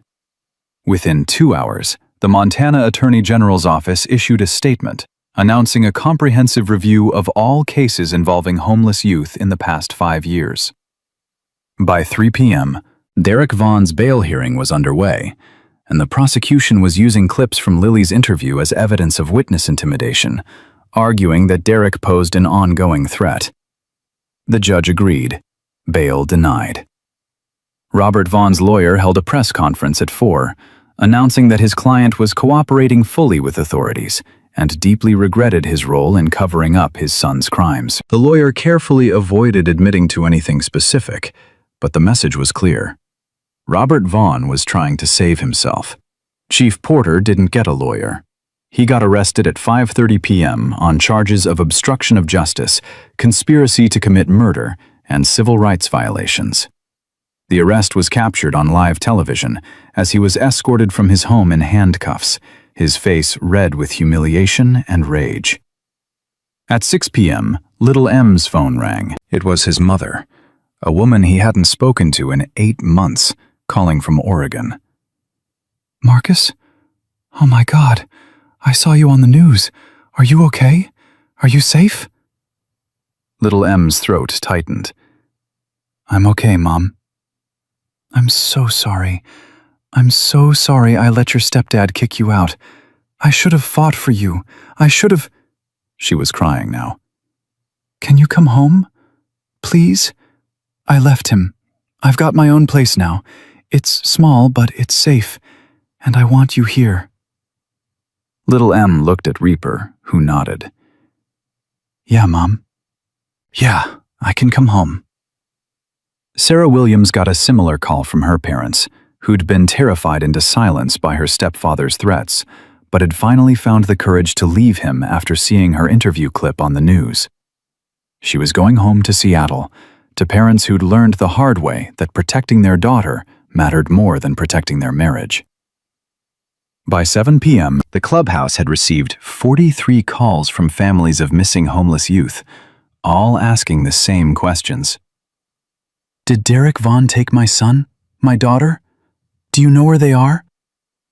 Agent Martinez fielded the calls, taking down names, promising investigations, trying to offer hope where there might not be any. 12 kids were confirmed missing. 12 families deserved answers. At 8 p.m., Dr. Chen received a call from Montana Medical Advocacy. We've filed a wrongful termination lawsuit on your behalf against St. Vincent Hospital. We've also been contacted by 3 other hospitals interested in hiring you. Turns out, standing up to corruption makes you very employable. Dr. Chen laughed through tears. I don't want another hospital job. I want to do something different. Like what? I want to open a clinic. Free medical care for homeless populations. No insurance required, no addresses needed, no questions asked. Just health care for people who need it. There was a pause on the line. Then, that's going to cost money. Significant money. I know. But if the Hells Angels can organize 180 men to protect one girl, maybe I can organize 180 donors to fund one clinic. You're serious? Completely. Tommy died because the system failed him. I can't bring him back, but I can make sure other kids don't die the same way. At 9 p.m., Sandra was offered her nursing license back with a formal apology from the state board, which had been pressured by public outcry after her story became part of the media coverage. She accepted the license, but declined to return to hospital work. I'm going with Dr. Chen, she told Reaper. We're opening that clinic together. Someone's got to keep these homeless kids alive while the rest of the system figures itself out. At 10 p.m., Frank Murphy called from Billings. Reaper, you need to see this. Tent City. It's not there anymore. Reaper's stomach dropped. What do you mean it's not there? The city didn't bulldoze it. The community moved it. A local church opened their doors, offered their entire basement for temporary shelter, said they'd been praying for a way to help, and this was God answering. 73 people have beds tonight. Real beds. For the first time in years. What about the ones who didn't fit? Other churches are stepping up. The synagogue, the mosque, even the Buddhist center. Everyone's offering space. It's like the whole city woke up and realized we'd been walking past human beings like they were invisible. Reaper felt something crack in his chest. Hope, maybe. Or the beginning of belief that change was actually possible. At 11 p.m., Lily asked to speak with him privately. They sat in the upstairs meeting room, the same room where the club had voted on prospective members, settled disputes, made decisions that bound them as brothers. I don't know how to thank you, Lily said. I keep trying to find words, but they're not enough. You don't have to thank me. Yes, I do. You gave me my life back, not just by saving me from freezing, but by making me matter, by showing me that I'm worth protecting. You always were worth protecting. You just couldn't see it because everyone else was too blind to show you. Lily wiped her eyes. I want to do something. Not just recover, not just move on, but actually do something that means something. Dr. Chen's opening a clinic. Sandra's going with her. I want to help. You're 19 years old, and you almost died 3 days ago. You don't have to save the world. I don't want to save the world. I just want to help save one kid like me. One kid who's sleeping in an alley, who thinks nobody cares, who's about to give up. If I can be the person who tells them, you matter, then everything I went through means something. Reaper looked at this young woman who'd survived so much: abuse, neglect, hypothermia, violence, and somehow still had enough heart left to want to help others. Okay, he said, but you heal first. You finish recovering, you get stable, and then if you still want to do this, we'll help you do it. Promise? Promise. At midnight, the clubhouse finally quieted. Brothers crashed in guest rooms, on couches, anywhere they could find space. Tank snored loud enough to rattle windows. Bulldog talked in his sleep about something involving motorcycles and chocolate cake. Chains sat at the bar, nursing bourbon, processing the fact that the system he'd once believed in had been so thoroughly corrupted. Doc found Reaper outside, smoking a cigarette he'd bummed from road rash, even though he'd quit 5 years ago. "You good, boss?" "I don't know. This whole thing, we won, right?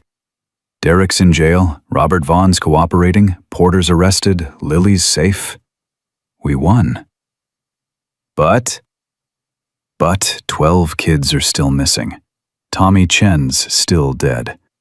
Years of suffering happened that we can't undo. How is that winning?" "It's winning because we stopped it from getting worse. It's winning because Lily gets a future. It's winning because maybe, just maybe, the next Derek Vaughn will think twice before he tries this in another city." Reaper took a drag, exhaled smoke into the cold Montana night. "My daughter would have been 28 this year. I think about that sometimes. What she'd be doing, who she'd be, and I can't help but think, if someone had looked for her that night, if someone had cared enough to check on a 16-year-old girl who ran out angry, she'd still be here. You can't change the past. No, but we changed Lily's future. That's something. It's everything, boss. It's everything." 3 days later, Derek Vaughn's preliminary hearing began. The courtroom was packed with media, victims' families, and members of the Hells Angels who'd taken vacation days to attend. Deere walked in wearing an orange jumpsuit, his hands cuffed, his usual confidence replaced by something that looked like fear. The prosecutor presented evidence: Little M's videos, medical reports documenting assault patterns, financial records showing money flowing through Derek's accounts from sources that couldn't be explained legally, and testimony from 2 of the 12 missing youth who'd been found in Seattle and Portland, both willing to testify about how Derek had trafficked them under the guise of job opportunities. Derek's lawyer tried to argue entrapment, false evidence, conspiracy by a motorcycle gang with a vendetta. The judge wasn't buying it. "Mr. Vaughn, I'm binding you over for trial on all charges. Given the severity of the charges, the evidence presented, and your demonstrated history of witness intimidation, you will remain in custody without bail." Derek's face went white. In the gallery, Lily watched without expression. She'd expected to feel satisfaction, vindication, something. Instead, she felt tired. Tired of carrying the weight of what had happened. Tired of being defined by trauma. After the hearing, she walked out of the courthouse with Reaper beside her. Cameras flashed, reporters shouted questions. Reaper's brothers formed a protective wall around her, shielding her from the chaos. A reporter managed to break through. "Lily, how does it feel to see Derek Vaughn in custody?"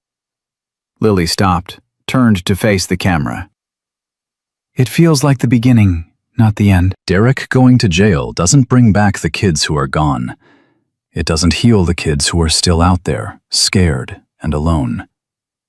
If people really want justice, they need to do more than watch a trial.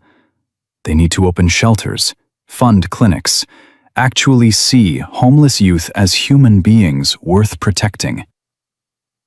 Do you have a message for other victims? Yeah. You're not invisible. You matter. And there are people who will fight for you. You just have to survive long enough to find them. She walked away, Reaper's hand on her shoulder. 180 Hell's Angels surrounding her like the guardian angels she'd never had. 2 weeks later, Dr. Chen's free clinic opened in a renovated building donated by a local businessman who'd been moved by Lily's interview. The sign outside read, "Sarah's Place," in honor of both Dr. Chen's brother Tommy and Reaper's daughter, Sarah. 2 lives lost, 1 legacy created. Lily was there for the opening, along with Sandra, Little M, who'd delayed going home to Oregon to help, and 40 Hell's Angels who'd volunteered to provide security, maintenance, and whatever else was needed. The first patient was a 14-year-old boy who'd been living under a bridge for 6 months. He had pneumonia, frostbite on 3 toes, and a fear of authority that made him flinch every time someone moved too fast. Dr. Chen treated him with gentle efficiency. Sarah talked to him about housing options, about safe places he could go. Lily sat with him and told him her story, told him he wasn't alone, told him that survival was possible. The boy cried. Then he accepted help. By the end of the first week, Sarah's place had treated 83 patients. By the end of the first month, that number climbed to 412. Word spread through the homeless community. There's a place where they'll help you. No questions asked, no judgment, just care. Reaper visited once a week, never staying long, just checking in. He'd watch Lily working, talking to kids, offering hope, being the person she'd needed when she was dying in that alley. And he'd feel something that had been frozen inside him for 12 years start to thaw. On one of those visits, a young girl, maybe 16, with track marks on her arms and terror in her eyes, asked Lily, "Why do you do this?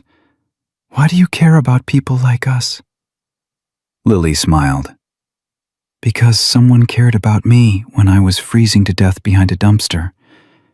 Because 180 men, who everyone said were dangerous, proved they were the only ones brave enough to be kind. Because I learned that the world doesn't change from the top down.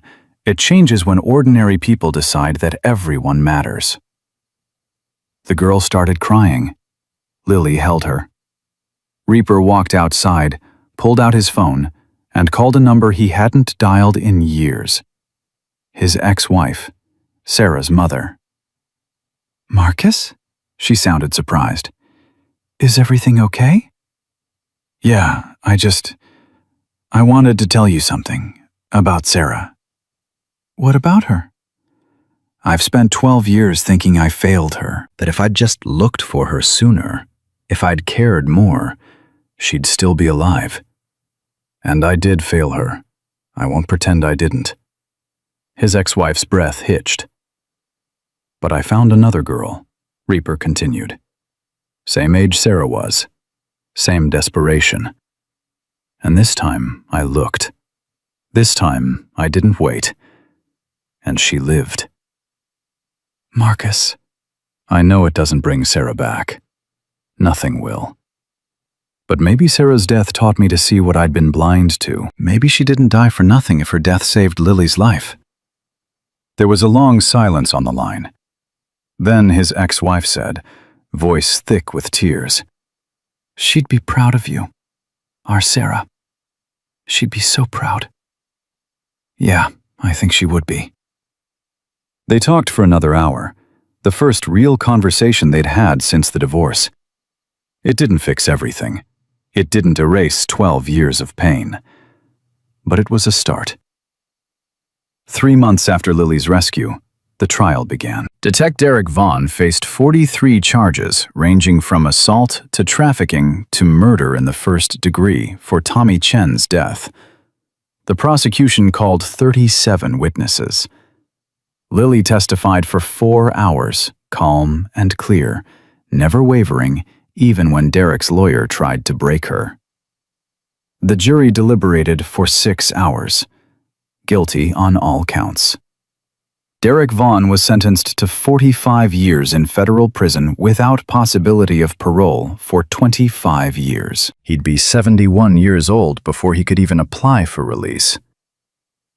Robert Vaughn, who'd cooperated with prosecutors, received a reduced sentence, 8 years for obstruction of justice and conspiracy.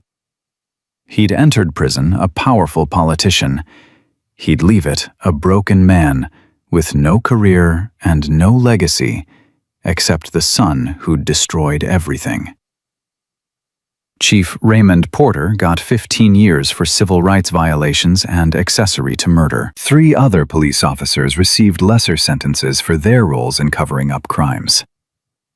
The city of Billings settled a wrongful death lawsuit filed by Tommy Chen's family for $4 million and agreed to comprehensive police reform, including independent oversight and mandatory reporting of all complaints involving homeless individuals.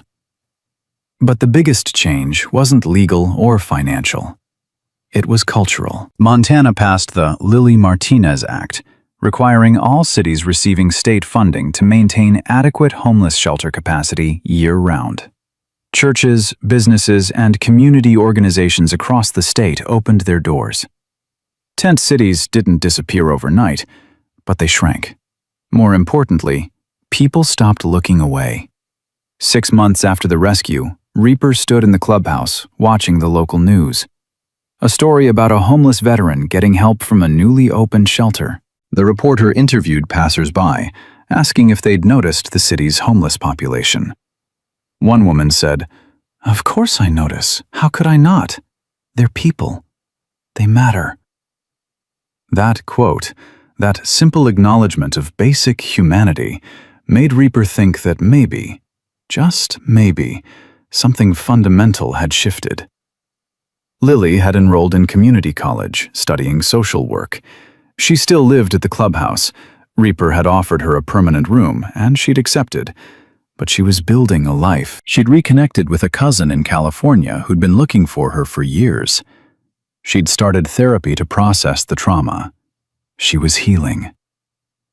On the 1-year anniversary of the rescue, the Hells Angels organized a memorial ride for all the victims of Derek Vaughn's violence. 180 motorcycles, plus another 300 from other clubs who'd heard the story and wanted to honor it. They rode through Billings, through Missoula, ending at Sarah's place. Lily spoke at the memorial. "A year ago, I was dying in an alley, and I thought I was alone. I thought nobody cared. Nobody would miss me. Nobody would even notice I was gone. I was wrong. I learned that night that angels don't always have wings. Sometimes they have motorcycles. Sometimes they're disguised as the people society fears most. And sometimes the only thing standing between death and life is one person who decides to look when everyone else looks away." She paused, looking at Reaper, at the brothers who'd become her family. "Derek Vaughn tried to make me disappear. He tried to make all of us disappear, the homeless, the addicted, the forgotten. But we're still here. We're still fighting. We're still mattering. And as long as there are people willing to see us, willing to protect us, willing to fight for us, we'll keep surviving. We'll keep resisting. We'll keep reminding the world that every life has value, even the lives that society tries to throw away." The crowd erupted in applause. Engines revved in solidarity. Lily smiled, no longer the girl dying in the cold, but a woman who'd learned her worth and refused to forget it. That night, back at the clubhouse, Reaper found a letter on his bike. No return address, just his name written in careful handwriting. Inside, a single page. "Dear Reaper, you don't know me, but I know you. I'm one of the kids Derek Vaughn hurt. I ran away before anyone could help me. I've been hiding for 2 years, scared to come forward, scared to exist. But I saw Lily on TV. I saw what you did for her, and I realized that maybe I don't have to hide anymore. Maybe there are people who'll protect me too. I'm coming to Missoula next week.